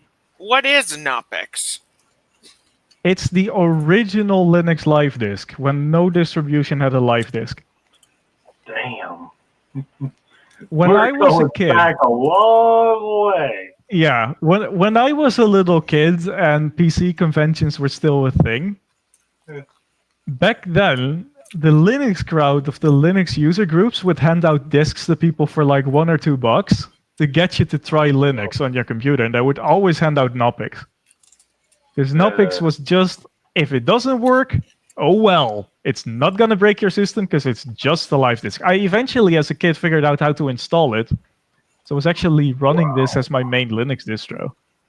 Looks like their Was the default now only is one not to LXD. install Grub. Holy, okay, so accessories. Ben, you may have the Holy- honor of reading all of this. Oh my god. Dang. Have you That's a ever lot. seen a distro that has Nextcloud Desktop Sync Client, OwnCloud Desktop Sync Client, and Winetricks in the same menu on a live disk? No. Oh, This is why I love Knoppix. It's a great capture of our time. And I have a ISO somewhere that I'll show you later of like Knoppix 3 with Oh. XFCE from 2004. I'm sure XFCE was ugly back then. You guys may guess how it looks like when the time comes. So education, these are all the education apps this ships with. Is this the latest version of Knoppix? This came out like last week. This was actually on the distro watch page. I just scrolled down, which is why I was super excited. This is the games it ships with. Holy my dang, oh lord. my god. It has a lot in there. Oh my god. That's ridiculous. It has all the KDE and This is the graphics tools it ships with. So if you Oh. want Blender, FreeQuad, QuentView, Inkscape, KRuler, MeshLab, OpenSCAD, all on one live disk, this thing is for you. Wow. Internet It programs. even has live internet. So we Oh have my- Chromium, Firefox, the Tor browser, and Conqueror, Everything. which is, well, it's not Huge everything. amount. Brave's not on there, but yeah, it's pretty much a lot of them. This is not lightweight at all. No, it's not intended to be. This is to be, you have a live disk, and Yeah. you can use Linux to its fullest potential on the live disk. That's what they're going for. Like, this is Damn. bloated for the sake of bloated, just so there's something for everyone in there to find that they don't know about or like. So this is their own config scripts, which has a HD install, so if Ben wants to roll this on his actual PC, you can do that. It's Debian-based. I'm good, thank you. Wait, Knoppix is based on They Debian? skipped on FreeOffice. Oh yeah. What'd you say, Ricky? Knoppix is Debian based? Yep. As far as I know. Yeah. And, They have PHP MyAdmin on the live disk. Wow. Wow. How they got away with that? I have no Sound idea. and video. Oh, this is another one. Ben, I challenge you to read all of them. Also Mixer, Amarok. Holy smokes. I don't think I could read all of that even if I tried. It's not Ubuntu Studio levels of crazy, but it's getting there. Oh, I know. System tools. Holy. Sheesh. And of course wine. So yeah, that's LXDE. But what if you're I'm not scared a fan for of no. LXDE? You say GNOME, you get what you want. Knoppix. Desktop is GNOME. Enter. Oh, good. No. Same But- ISO, different but- parameter. But the question is, what version of no? I We will wouldn't be find out in shocked a if moment. it's all free. If This is it still the one all- from a week ago, of course. This is not the old one. If it is old GNOME, I would laugh so hard. Well, it's not really wanting to boot GNOME yet. Oh, jeez. Please work. I don't want to break two distros in one stream, especially since this one is awesome. That would be such an epic fail. I would so laugh. Because not that at would you. mean the only one that did not break is my own. That would be so Yeah. sad. Hey, TJ Wolf. Hello, buddy. Welcome to welcome to the Monday morning open chat. Well, it's noon now. Monday noon. It's open basically the Monday we try out interesting cool distros open chat edition. Yeah, kind of thing. Yeah. Let's try. KDE. All right, I'll leave GNOME to be a surprise. I'm gonna go KDE first. Yeah, let's do that. If it's KDE 4, I am going to laugh. It's still hanging though, What the hell? which was something that Knoppix used to do in virtual machines. I'm gonna restart the virtual machine. It's also running on a Gentoo preset from the previous test thing, so it's not the proper Debian. Yeah. That might have something to do with it. But I don't know.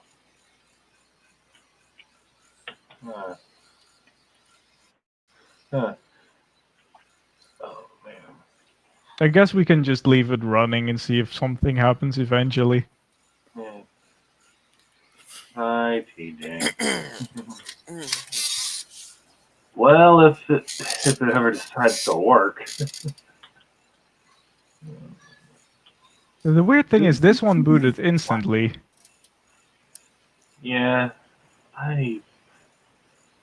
Yeah, the funny thing is it booted to LXDE perfectly fine, but when you try and boot it to another desktop, it doesn't work. Hey, Hank. What's have up?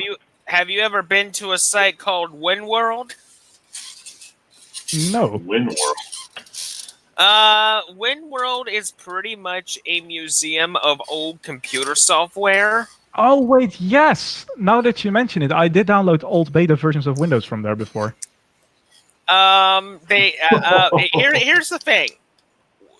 Try running BOS in a virtual machine.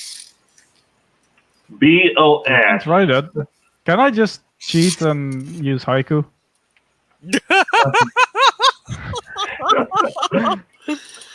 Let's see. Okay, let's see. Let's see what's listed in the Linux I section think here. I broke another distro, and this one was so awesome. But if I use the desktop parameter at all, including the one that worked before, it's not loading. Ultrix, Unixware, Xandros Linux, Xanax, Ubuntu Unix, True 64 Unix, Sun OS, Sun Solaris, Oh my god. Red Hat Linux, Qnix, PCIX, Next Step, News OS, Mandrake Linux, the Linux kernel itself. Holy smokes. The very first version of the Linux kernel is on here. Damn. Oh, guys, if you want to go retro, I actually still have it on disk. This is Knoppix again, Oh, from wow. 2004. Oh my! Gee. Cool. That Which actually looks desktop do you want me to run, Ben? IceWM, KDE. KDE, KDE. WeMaker, Let's see the old WM, Intel or version of KDE. XFCE? Let's see XFCE first. Because I'm Well, curious. that one is the most interesting one, though. I might want I to wanna leave that see it. one. I do Oh, want to but see. then you have to guess what it will look like. Probably a wet dog piece of crap. Yeah, but what will it look like? Like, how do you imagine it look? What I kind think of it'll. thing? I think XFCE will look like Windows 95. Windows I agree. 95? Okay. Yeah, I think it'll look like an old Windows 95. I don't even know. XFCE Loading, from XFCE. This is the only version of Notpix to have it.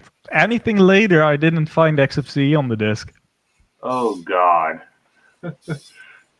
This is why I I doubt love this Notpix one so will much, even- because we're now booting something from 2004, and because they ship so many packages, we don't have to worry about broken repositories. Oh, dang. I doubt We can this just thing check out stuff so from good. that time period now. Yeah. So starting restore, yada, yada, yada. Yeah. Here we go. Welcome to XFCE. I Oh was my right. God! They look like Windows fucking 95. Wait. Nope. Is that web browser what I think it is? Is that Netscape? It is, Oh my God. God! but it looks like OS2 Warp. It looks old. This is OS2 Warp 3 kind of dock panel. Oh That my is very God. interesting. This is how XFCE used to be in 2004. E. And this Okay. is Mozilla.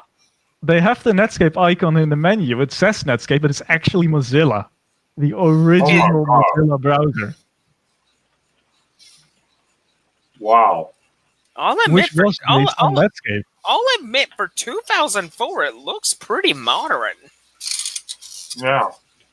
This You're looks right. exactly like the old Netscape browser, because I actually used to run Netscape as a kid, but it came with a lot of bloatware. And then there was Mozilla, which was the same thing with a different logo and no bloatware.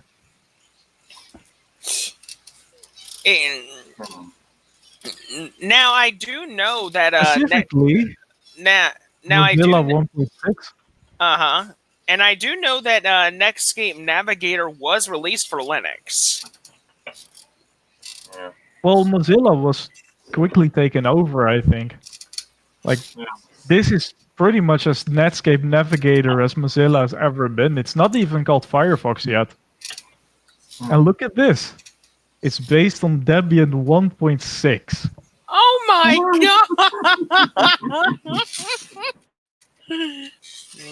Oh my God.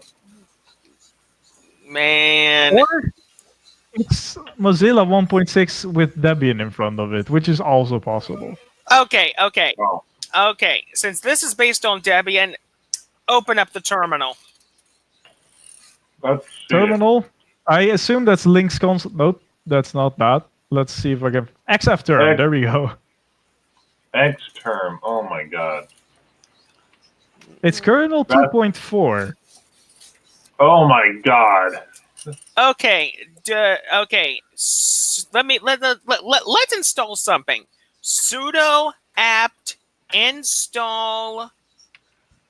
Let's think. What was around 2004? That's still around now. If the Thunderbird. repository is even up. I'm pretty sure they already I'm shipped pretty sure Thunderbird. it's dead by now. Yeah.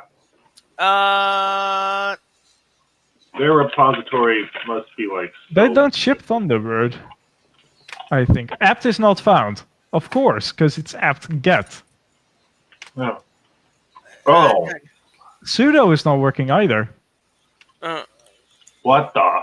Can't get a right lock on that. It should be apt-get. Sudo apt-get install Thunderbird. Right, but you Can't have get a right to, lock. Oh, you have to remove the lock in order for it to work. Oh wow! Yeah, this Yeah, is not gonna work, I think. No. Build to fetch could not resolve. Yeah. No, this is dead. Yeah, It's based on Debbie and Woody. Well, isn't there any way to remove the lock and get the updates to work? If you find the repository, and that's why Linux has terrible backward compatibility. Those repos are dead. Yeah, those repos are long But gone. Knoppix survived because they ship so much. Like if I now click right on the desktop, or left, I guess, we have the user menus of Debian, GNOME, and KDE in here. Wow. So the apps, like we still have a ton of stuff. Oh, gee. The audio But devices. for actual exploring, I'm gonna... Yeah. I wonder what version of GNOME this even shipped with. It's most likely GNOME 2. I don't think this one had GNOME. It doesn't have GNOME. It does It not has have. IceWM, KDE, WMaker, TWM, and XFCE. Okay. What? Try IceWM. Yeah, let's see that. Yeah. I also I have mean, the I- ISO from 2008, which is a little bit newer. I want to see that when we're done with this one.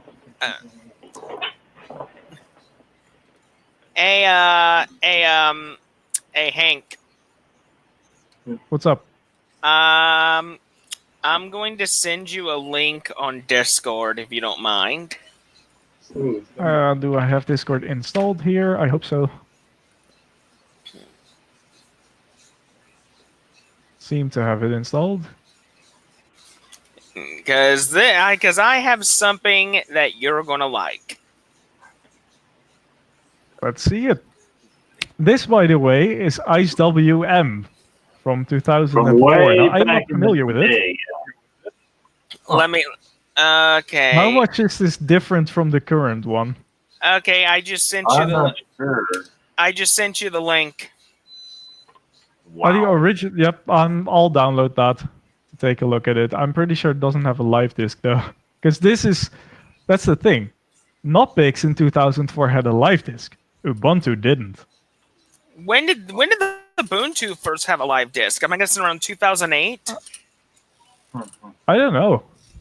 It was I 4 thought 2000. I believe. Okay, the strange part about IceWM, it looks just like as it does right now. It really hasn't changed. Yeah.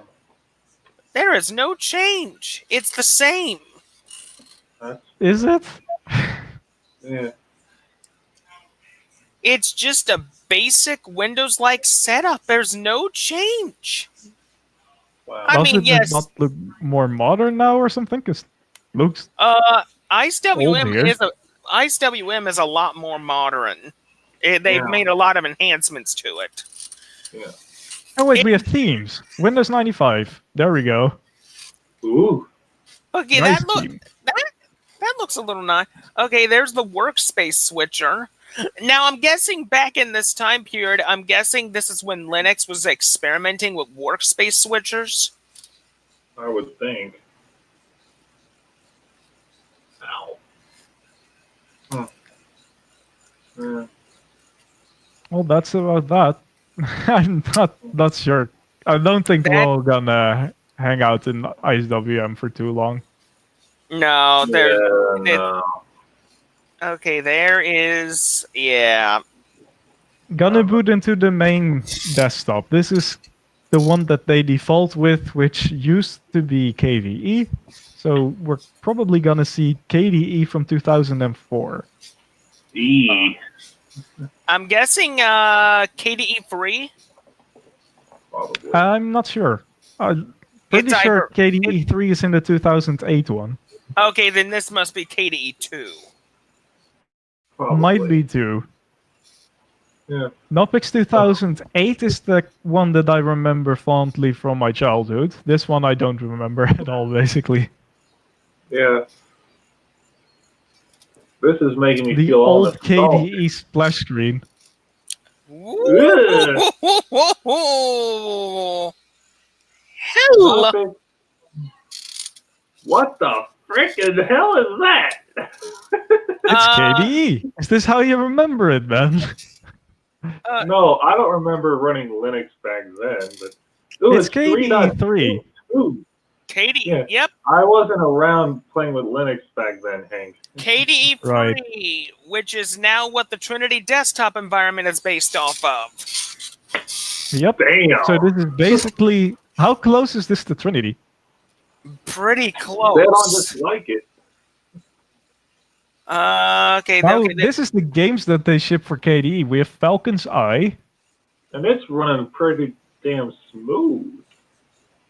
It's in the VM. Yeah, but it's running like, I don't even know. And it's in the preset of the 2.6 kernel. Eh. How do I quit from this? Help. Oh my God. I don't know. Alt F4 was not working. Oh, God. It Can doesn't I do work. this? I have no idea how to exit from this game. I don't Escape's not working. either. Oh, it's NetHack. It's a graphical no. NetHack. You can't quit. How do I quit this? Uh, I don't want to drink, I want to quit. How do you quit from this? Help. Stop. Oh no. List of game options doesn't have quit. No.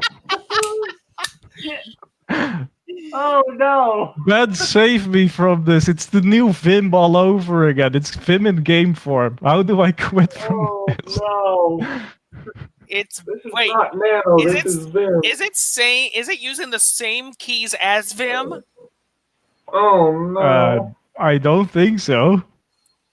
Oh no. I don't want to drink. I want to.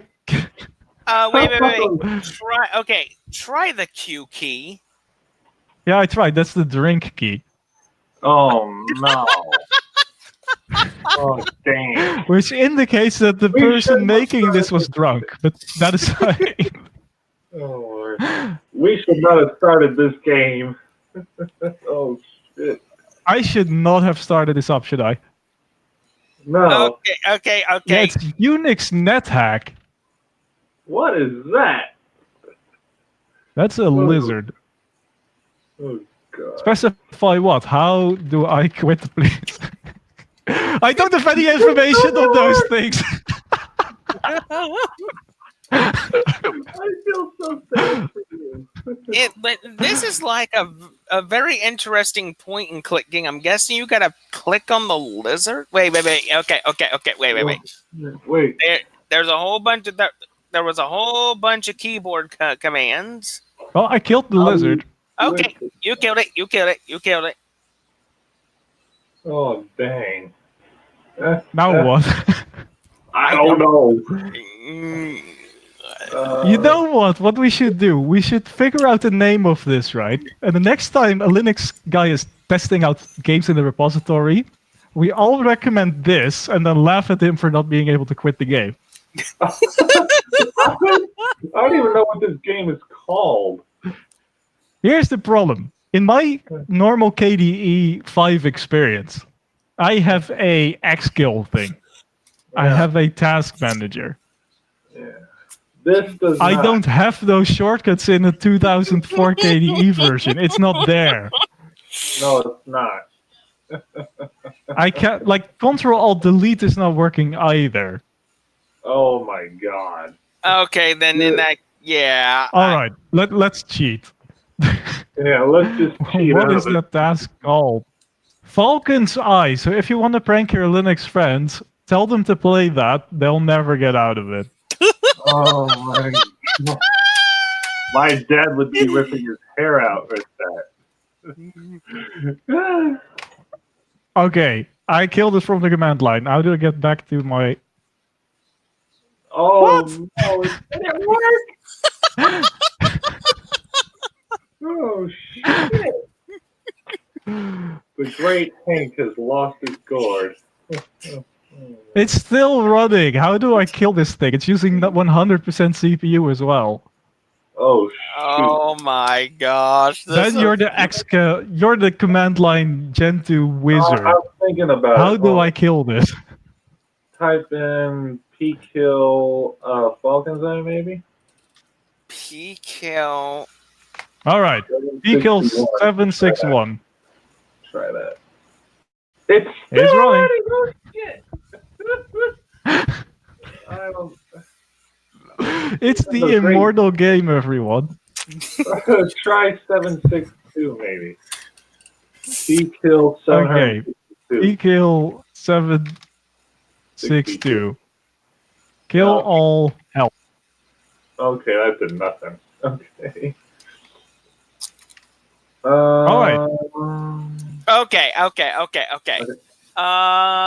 all. Kill all. Falcon's Eye. Yeah. Yeah, that didn't do it. Wait. Then we've got a problem. Okay, this is what I want you to do, Hank. Kill Hall space hyphen I space Falcon's Eye.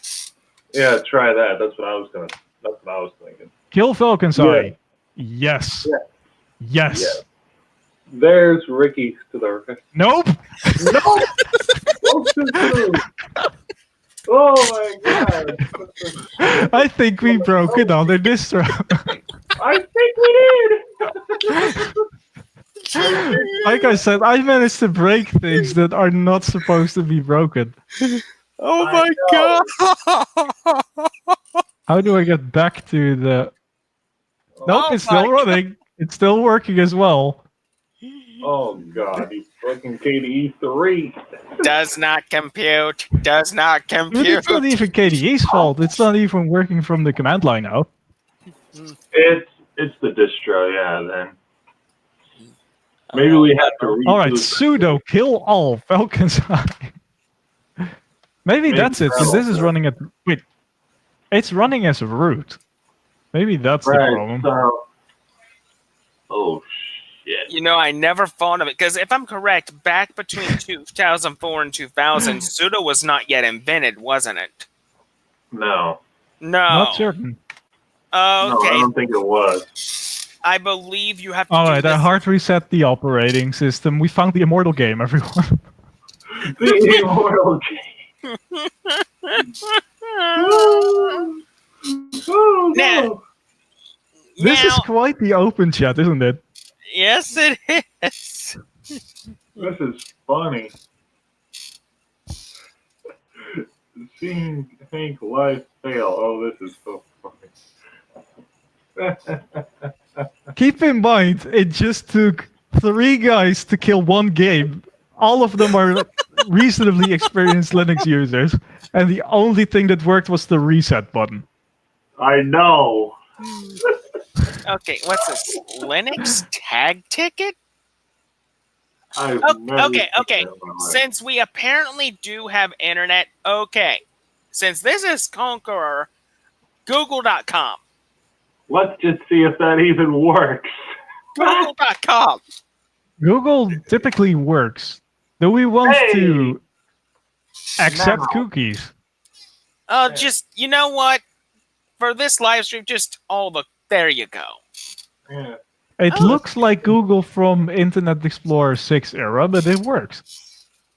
I don't think YouTube would even work on this browser. Oh. It has no results for quitting that game. Okay, then just type in Falcon's Eye. Oh, there's a Wikipedia link. And it died. Yeah, but that does not work because it doesn't have the HTTPS. Oh, man. And YouTube would not even work, probably, on how to do it. I recommend not loading that game again. Yeah, let's try a different one. Yeah. Fuck that. Okay, what web browsers are... Well, let's try a web browser. Let's... We have Chromium. The old... But it's the game! Shit.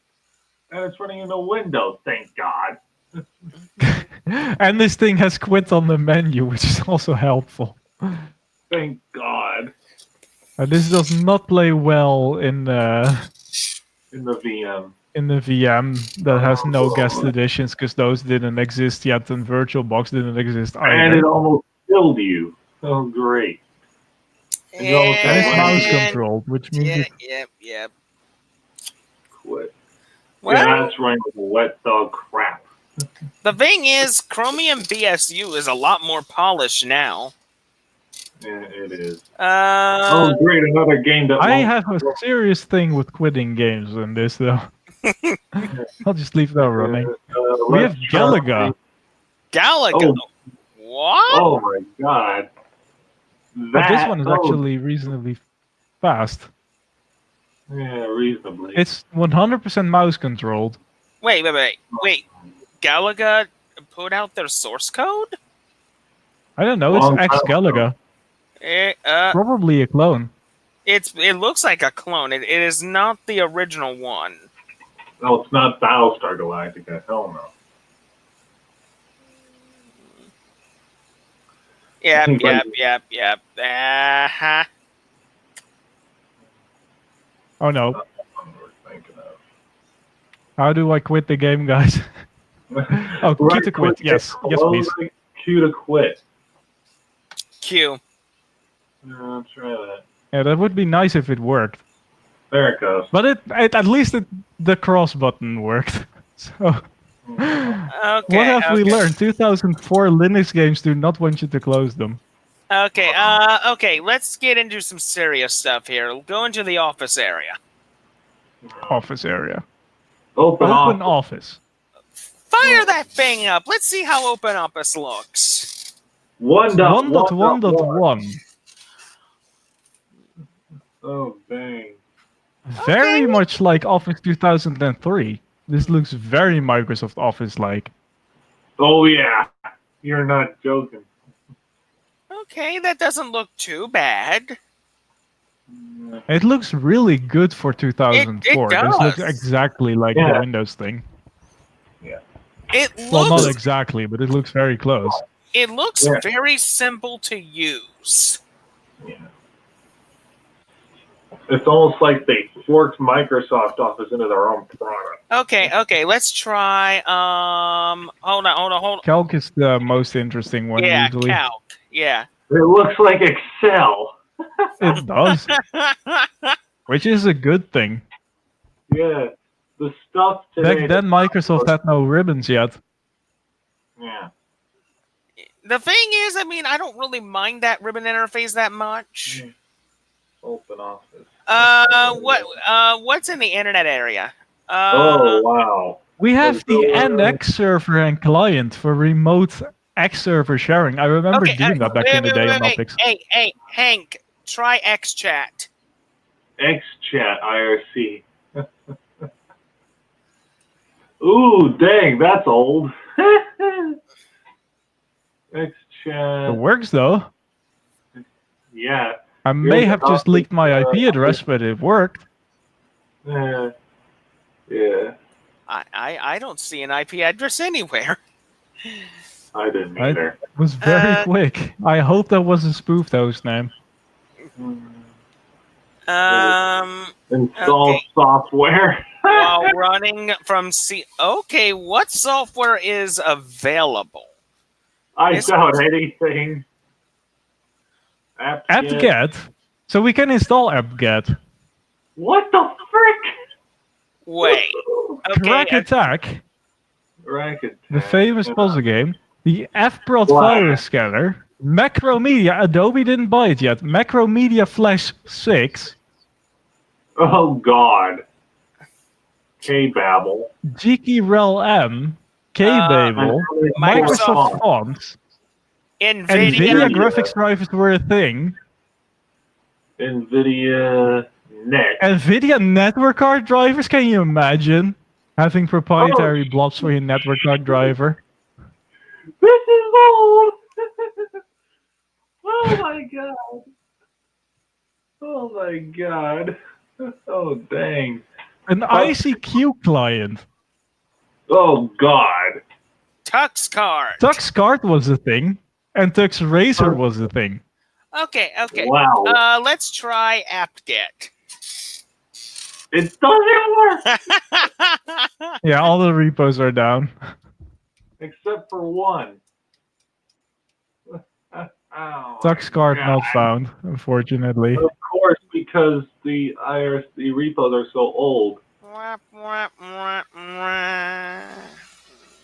Yeah. Still interesting to know some of Audacity was a thing. I thought that was later. Wow. English. I bet it looks Oh. exactly the same. Host error. Aw. Yup. Dang. This looks exactly the same. Wow. That is impressive. Hello, President Emulators. Arms. We have the box emulator instead of VirtualBox. Wow. Box. Oh, my sister's in the chat too. Hello, Hey, sis. guys. We are checking out Ancient Linux to see how it was like to use back in 2004.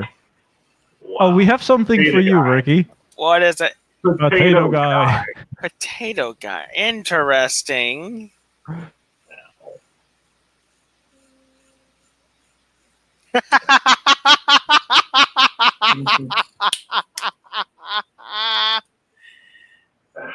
Man, you might want to look at this. Holy smokes. He's making with a potato head. Wait, does it have eyes? The X eyes. It has to have X eyes, right? Toys. Tea cooker. What's tea cooker? Black tea. Oh, it sets a timer for your tea. Yep, it has X eyes. We have X eyes. Okay. Wow. This is a good memory from my childhood. You guys won't be able to hear the music, so I'm not going to put that on. This is a ASCII art demo. Dang. ASCII art? You can download this on your current Linux distro as we speak, but the moment you do That the looks like a freaking audio on a modern distro, it freezes. Okay. But this is what it looks like. Yeah. Hey, President Arms. How you doing, brother?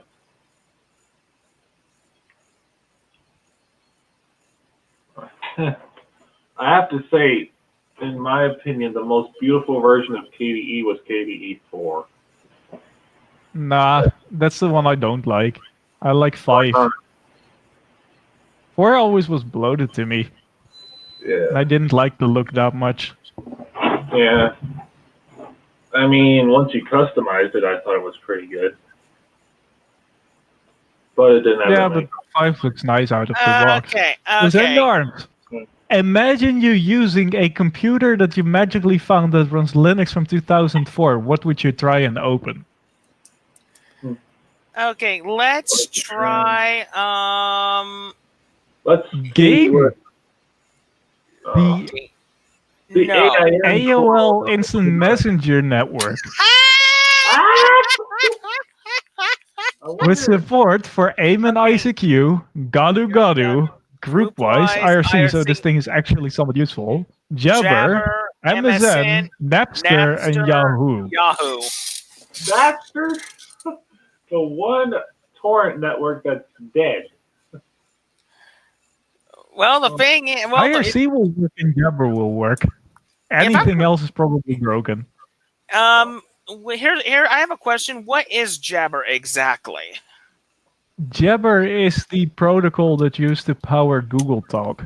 It is a different name for another one. XMPP, I think they call it. Yeah. Yeah. Oh. Oh, so this you is know what? Pigeon. Yeah, game became Pigeon. Yeah.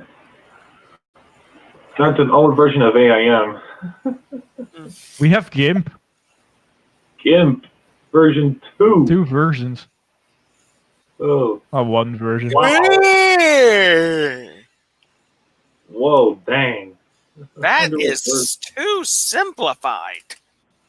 Damn. Really This is when old GIMP had image. everything in a separate window. I wonder if you can even put it in a single window. No, that was not a thing back then. That came way Yeah. later. Oh, dude. Be right back, guys. I'm gonna get me some coffee. Okay, Ricky. Oh my gosh. Wow, some really old KDE tools. Wow. Really old KDE rules. Yeah. What's KDE a System lot. Guard? Oh, this is Oh, this is a task manager. a. Maybe that would have worked on Falcon if I could actually escape on it. Yeah, maybe. But that's not the case right now. This is oh, KDE. Oh, do you remember Enigma? I remember playing this one. I've never seen it before. It's an old pool game. No, you have to do this with the mouse, apparently. Oh yeah.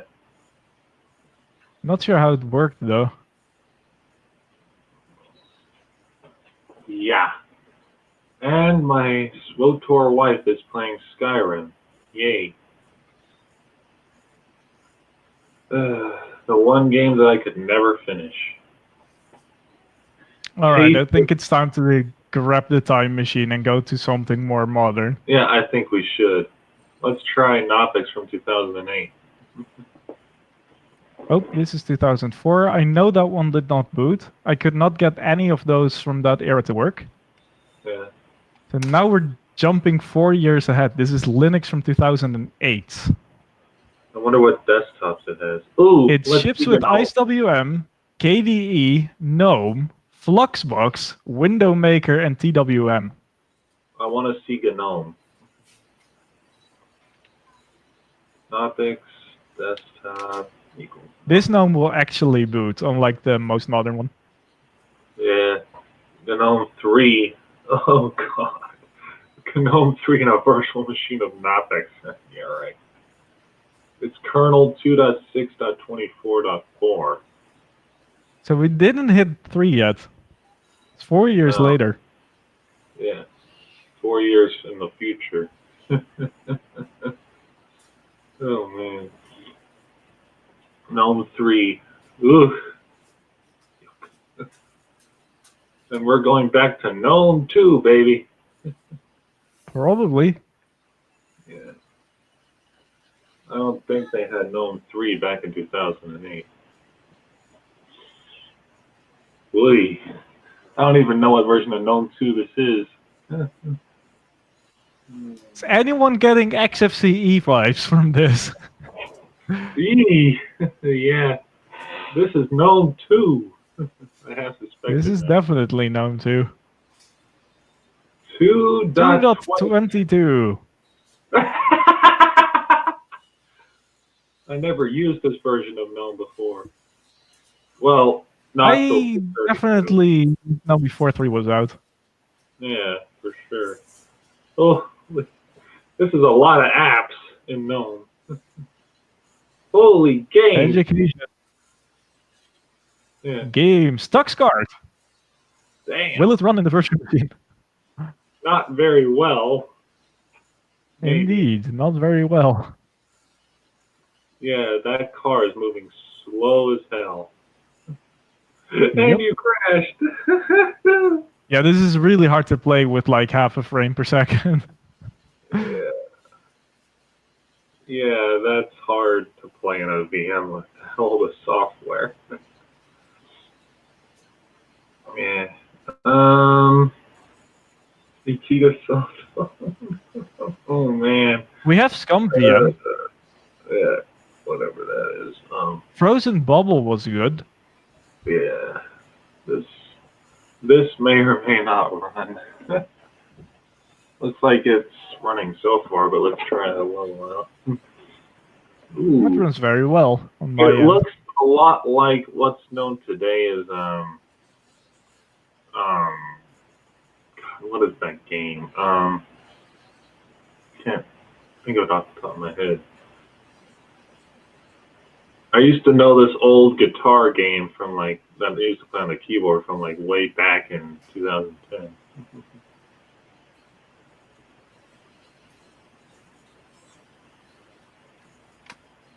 But I can't think of the names.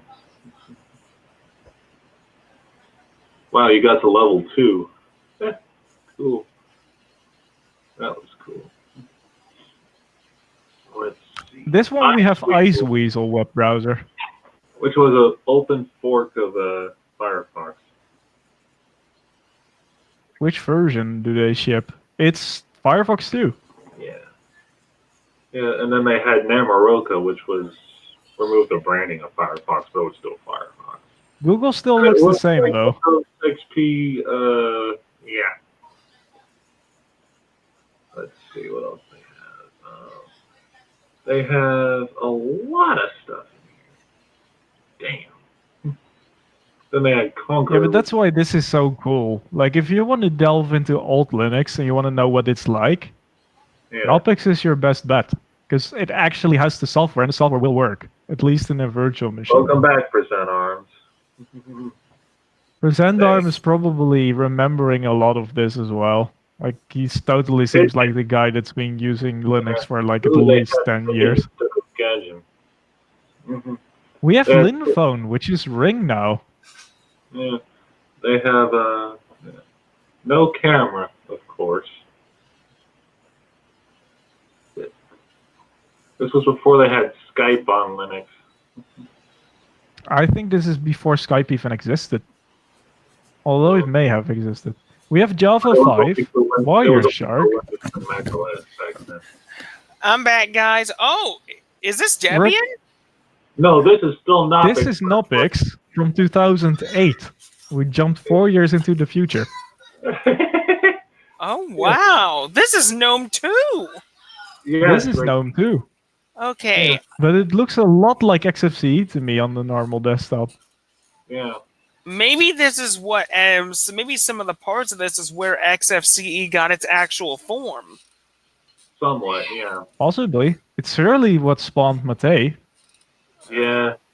This is Ooh, what. This is a Try Ooh, a newer version of OpenOffice 2.3. 2.3. Yeah. I think this is gonna look a lot more like the one we remember. Yeah, this is looking familiar now. Yeah, somewhat. It actually has buttons. Yeah. It actually works. Ooh, ScumVM. Yeah. Yep. Don't have any games for it, but Well, ScumVM, it mainly runs most of the LucasArts games. Yeah. LucasArts. Yep, and Freddy let's Fish and stuff like that. See, Oh, we have K-Office. K-Office. Oh boy. ooh, That's that KDE's looks office. nice. Yeah. Yep. Let me get. K's Office program from back in the day. Okay. I think Now, we have another Immortal game here. You broke the game. Oh no. Again. Again. All right. Let's see what else. GPS Drive, Pigeon. Let's see. I wonder if Pigeon would do anything. And Sun Java before Oracle bought them out. Okay, Pigeon. Oh, we have more networks now. MySpace. My, MySpace, I am. MySpace is actually still around. Yeah, but nobody uses. Yeah, but not the IM network.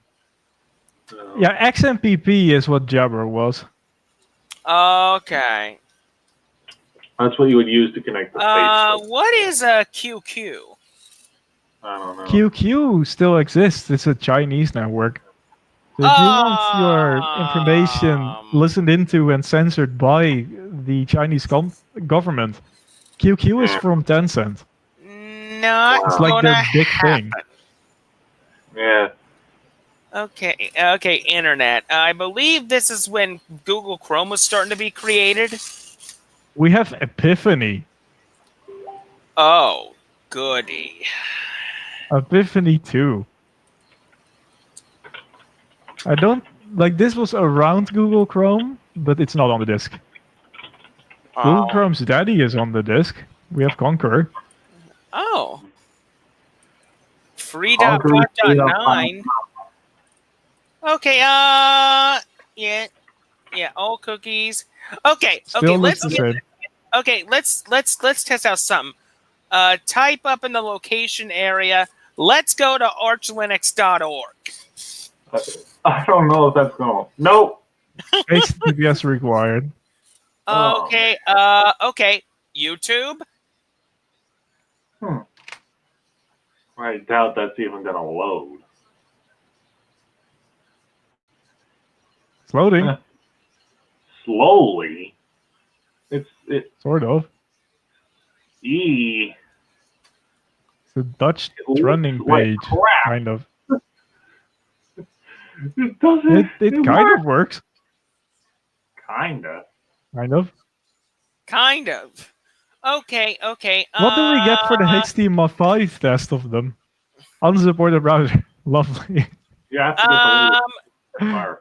let's see. Let's do the same thing with Firefox. How about we try DistroWatch? Hold. Nope, you can't do it.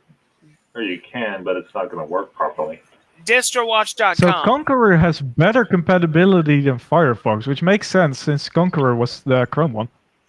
Yeah. Yeah. Darn shit out. HTTPS, but the HTTPS works and it looks exactly the same. Oh my god. How about Phoronix? Right. Nope. Nope. Mhm. If his site loads. Pizza works. Mhm. Poorly, but it works. Yeah. Okay. Well, let's see. I know one that will definitely work. What? This guy's obsessed making it work with all browsers. Oh, man. Okay.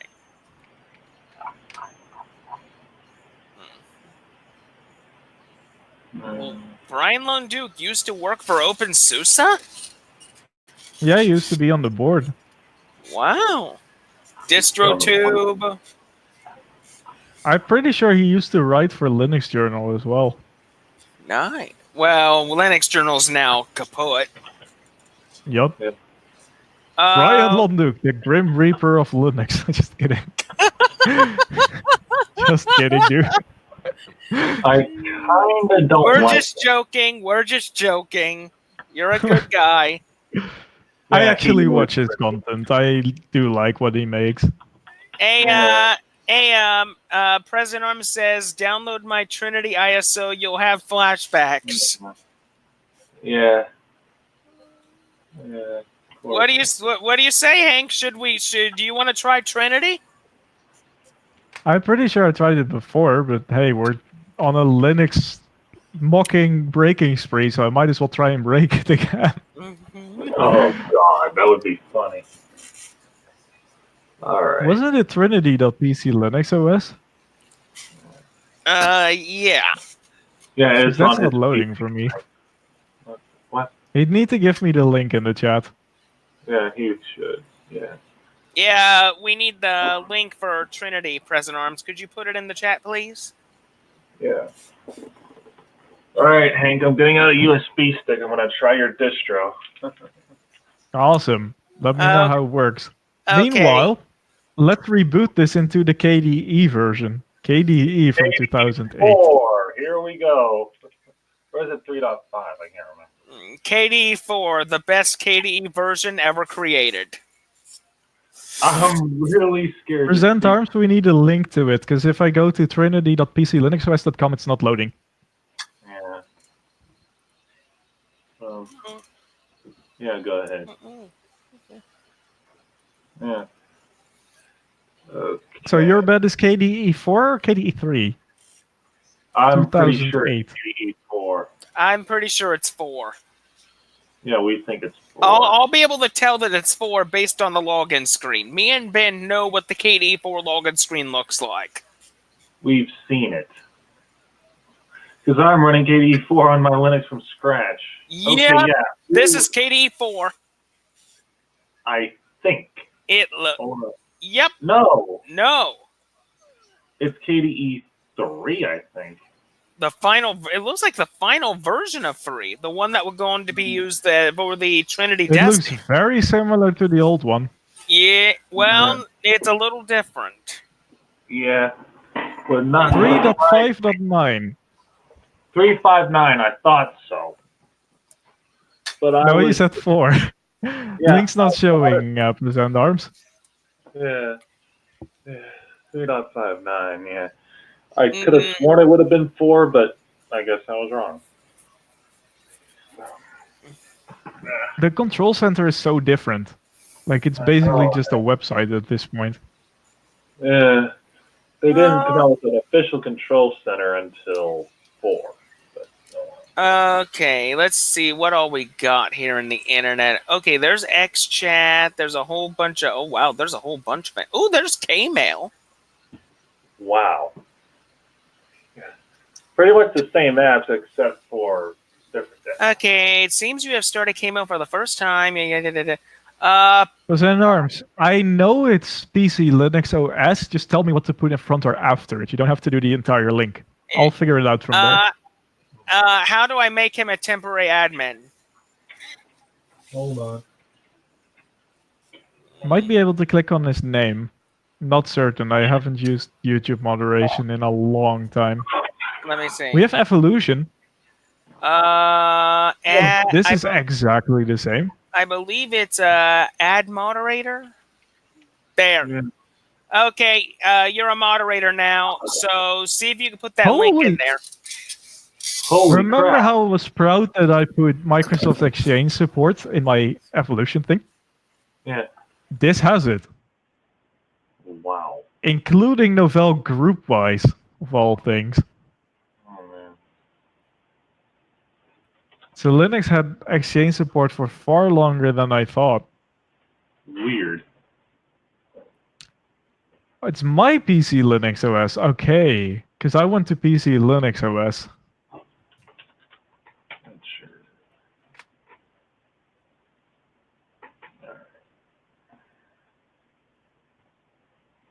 KML 1.9.9.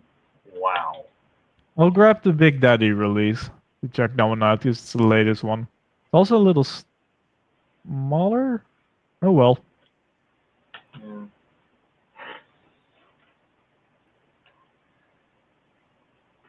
Yeah. Oh, I'm not gonna be able to grab that. Why? It's taking me 2 hours to download this. Screw that. That's not worth it. Yeah, that's not gonna manage. No, it won't. If you have a mirror for me, I'll be willing to test it out, but I can't wait 2 hours for this to do. That would not be worth it. Although, I can try to do, I have a file leeching service. Hmm. You basically download big downloads for me in the background. Yeah. So I'll let them download it. Could not resolve. Well, okay, that's normal because there was not a link. Grab his link.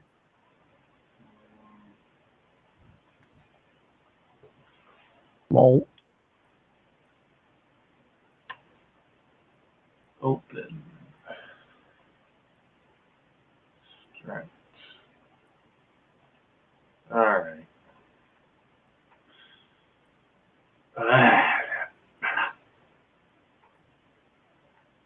It's downloading into my cloud account. Hopefully that will go quicker than on my system. It's probably still gonna take long because my internet's fast.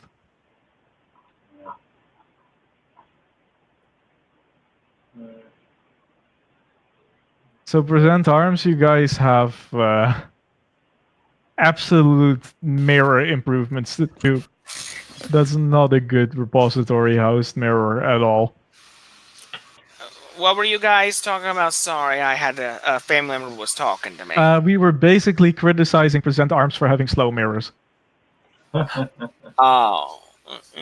because it takes 2 hours for me to grab that. I will be going in a bit. I'm noticing that I'm getting a little bit rough. Yeah. That's right. By the way, Present Arms, you're a permanent moderator for my channel. Mm. Yeah.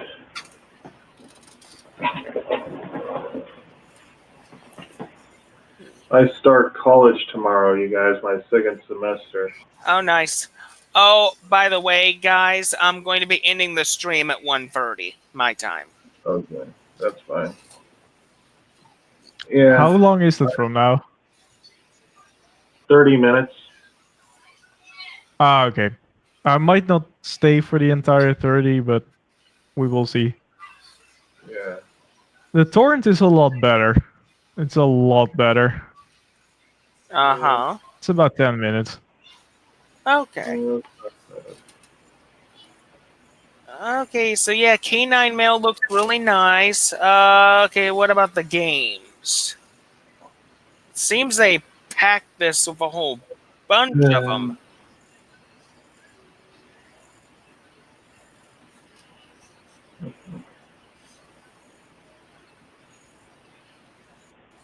Here's Freeziv. That load. Yeah. How does GIMP look? Now that's a good question. Well, no, maybe we'll. Pretty much the same. It's pretty much the same. It's also not that much newer. 2.4.5. Hmm. Open off.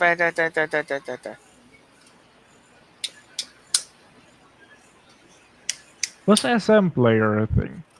SM Player is a very nice multimedia player. You can do music and you can watch YouTube videos on it. I love it, but it was not a thing apparently. We do have M Player, which look like this. Oh wow, that's M Player. That's M Player. Nice. Huh. Ah, okay, Present Arms. That's fine. Alright. Okay. But yeah, just like I said, folks that are in the live chat, I'm going to be cutting this stream at 1:30. I appreciate everybody for coming and spending their time. If you all want to see more live streams just like this, then smash that like button and support my channel. Thank you. Also, I have 2 shout outs to give out. First one goes to Present Arms. Amazing content. I congratulate all your contributions to the Linux community. Check his channel out. Support him. Good guy. Amazing content. Second one goes to Hank. Very, very good contributions to the community. Amazing content. Check him out as well. Keep in mind that my channel is not about Linux yet. Like, there's one Linux video on it. Most of the stuff I do is in the Half-Life 2 Deathmatch community for game servers. I just like to be on open chats every now and then. That's fine. Yeah. And, of course, check the many different based flavors of Ben distro that is going to switch main base every 4 months or so. Yeah. So Ben, how is Sanjaro working? I forgot to open up Etcher to write it. Oops. God. I was so dabbled in my phone that I forgot to do that. Phone / amazing old Knopics. Yeah. That's another shout out that we should do, really, Ricky. Carlos Nopper, the creator of Knoppix, and some other distros for people with disabilities. Uh-huh.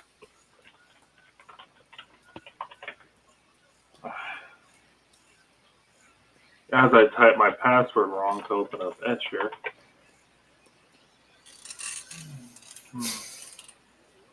There it goes.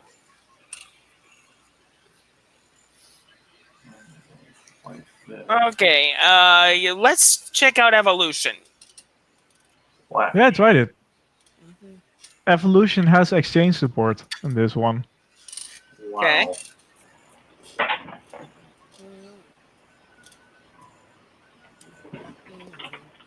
What the hell was a hula? Hula? I don't even know what that type of format is. I've never even heard of it. Me either.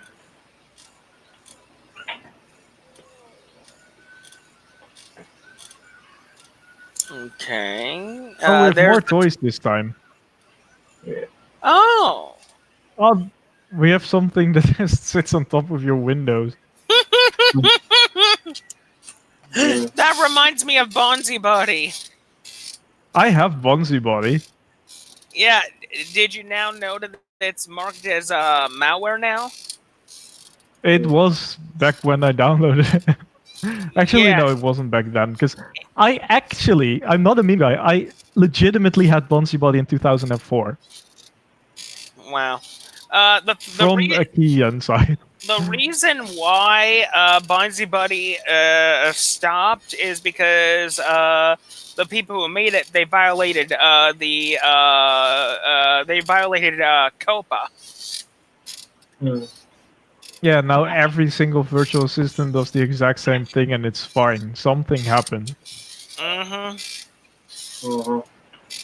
So I'm going to be taking We have a. the TextMax editor. Emacs? Oy. That's going to be fun. We have VirtualBox.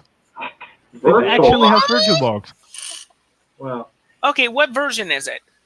1.5. Was this before? Okay, can a virtual machine be running this? If you wanted Yes, to. but only Okay. 32-bit. This is the options we have. Oh my god. Okay. Going way back. So basically, VirtualBox did not support Linux yet. They did. Oh, there they are. Kernel 2.2, 2.6, 2.4, and 2.6. 2.6. Okay. And the BSDs. Oh, FreeBSD was around back then? Apparently. What is NetWare? No idea. That's Novell NetWare. Oh, I know what Solaris is. What's L4? No idea. L4, I don't know. Okay. So yeah. Wow.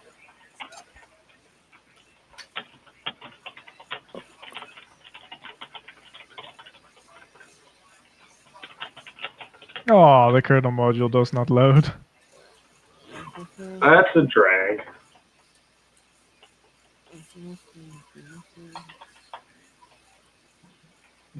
Okay, K presenter, Abby word processor, HP lib fax utility. Okay, so around this time HP wasn't starting to incorporate printer drivers into Linux. Around this time. Yeah. Wasn't this around this time where drivers would be automatically detected in Linux? Probably. Well, Knoppix had always had that. So,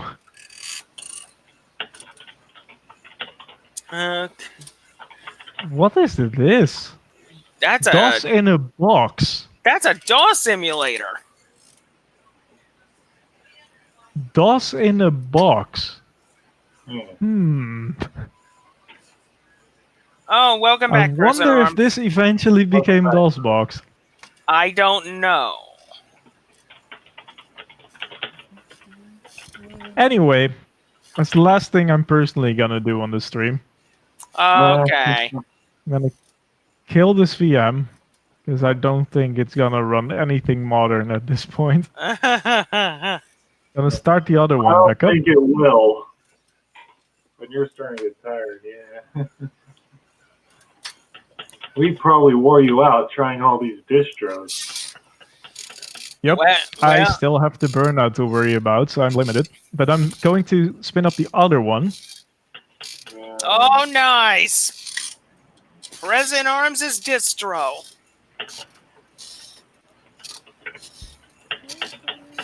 So if you want something as old as Knoppix, but that runs on modern hardware, I guess this is for you.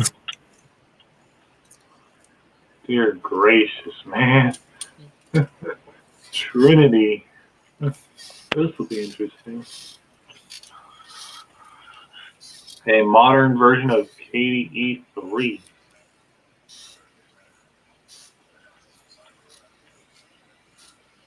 Whoa! Wow! Looks pretty similar.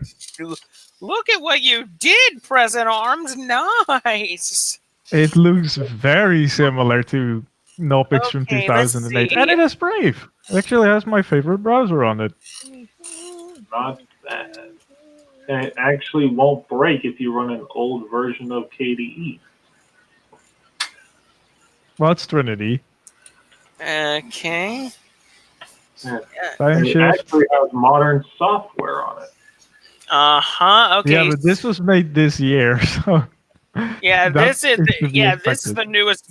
This is really nice. Yes, you do. It's your distro, Present Arms. Okay. Let's see what GIMP turned into. We're about to. Whoa! wow. Now we're single screen. It's in single mode. Okay, that is not a bad way to use GIMP. That's really nice. Yes, And if it you is. like the old one, this is still there, but it's now actually single mode by default, which is a good change. Mm-hmm. Okay, wired internet, nice. Yeah. Okay, okay, good. It's got pulsed audio by default. Yes, it does. I don't do anything without pulse audio these days. We have VirtualBox again. What's the password?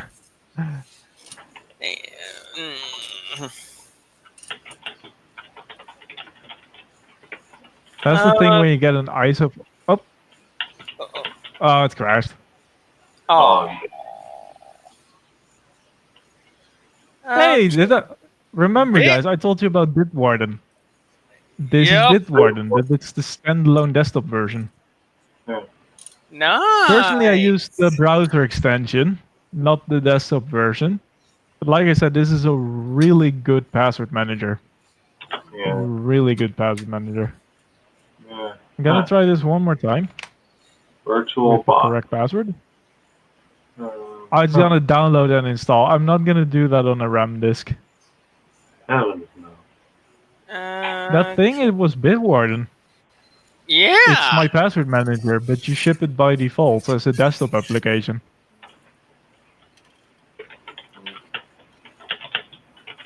Which was surprising, but it's a good choice. Okay, what else does he have here? Okay. Okay, Thunderbird, nice. What is Rambox? Rembot. What do? Oh. Oh, it's one of those consolidate every chat apps into one. Yeah. Which, personally, I'm not a fan of, but it is gonna be a way for people to use their Skypes and stuff. And their Well, Discords and... Well, it allows people to use Skype without using Skype. Yep. Yeah.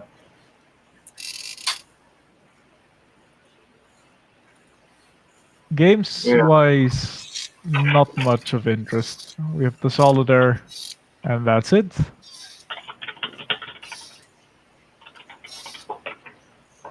Yeah, I can resize the screen, I notice now. I just typically don't do it because most of them don't resize, and this has been a great format for the stream so far because it's just you don't have to full screen it and lose your chat. Uh-huh. We of course now have whatever LibreOffice turned into from all the open office things. Oh, nice. The I best, don't like this. the best, I like it like this. the best Office client for Linux. Yeah, by quite a margin as well. It doesn't pass the Pac-Man test. Okay. Ooh. FileZilla. Okay, there's your favorite browser, Brave. There's Pigeon. No Firefox. No. No? I went with a proper browser. He has the same taste as browsers as me. The only thing I wouldn't have done is Conqueror, because Conqueror is really useless these days. Yeah, that's a good point. Like, does it even pass the YouTube test? If I want a good browser, if I want a good file manager, I just go PCman FM.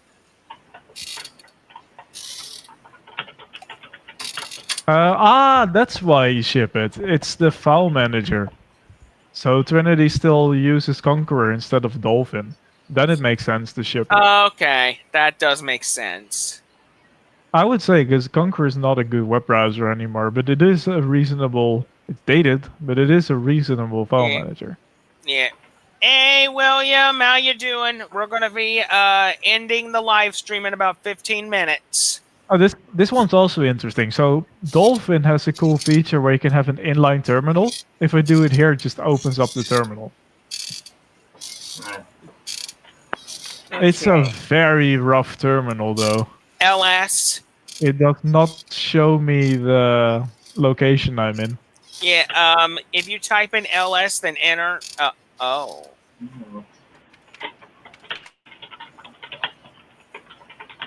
Yeah, that's a very rough terminal that needs some work. Like, that's not usable. Okay. And it's like that by default as well. Present Arms, if you're listening, which you are, the terminal needs to show me what folder I'm in, because bash -4.4 is not useful.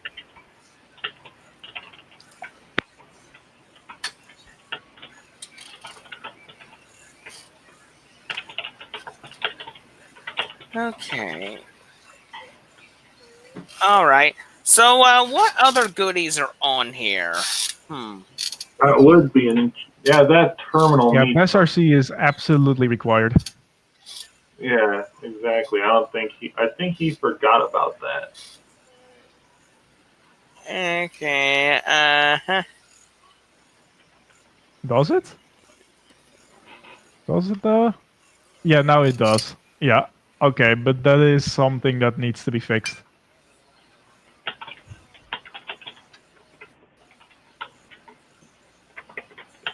That's another distro technically broken then. We need to have a counter for that. Okay. Okay. Guys, which distro have I not found at least one bug in that was not mine?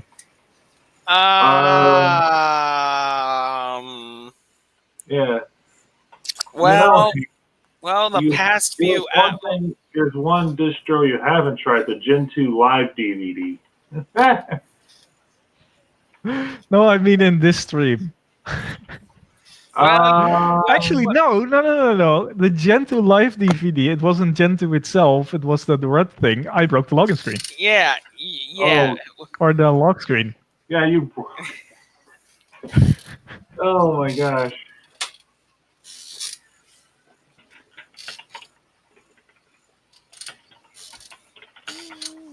And in basically every version of Nopix that we tried, I broke loading or closing something.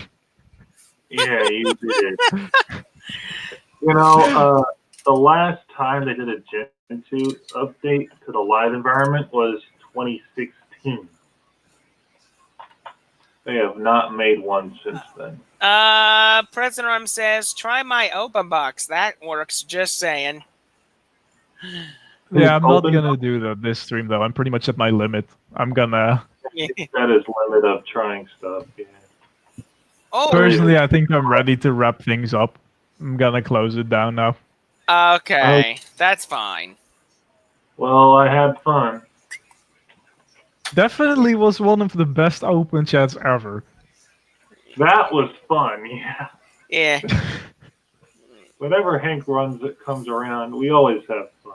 It's more Yeah. fun than your. I should do my own open chats at some point. Yes, you should. Because Like, I think the one thing that sets it apart, and it's a little bit of feedback for you, Ricky, you usually Mhm. do try this, is there Yeah. was a coherent theme to it.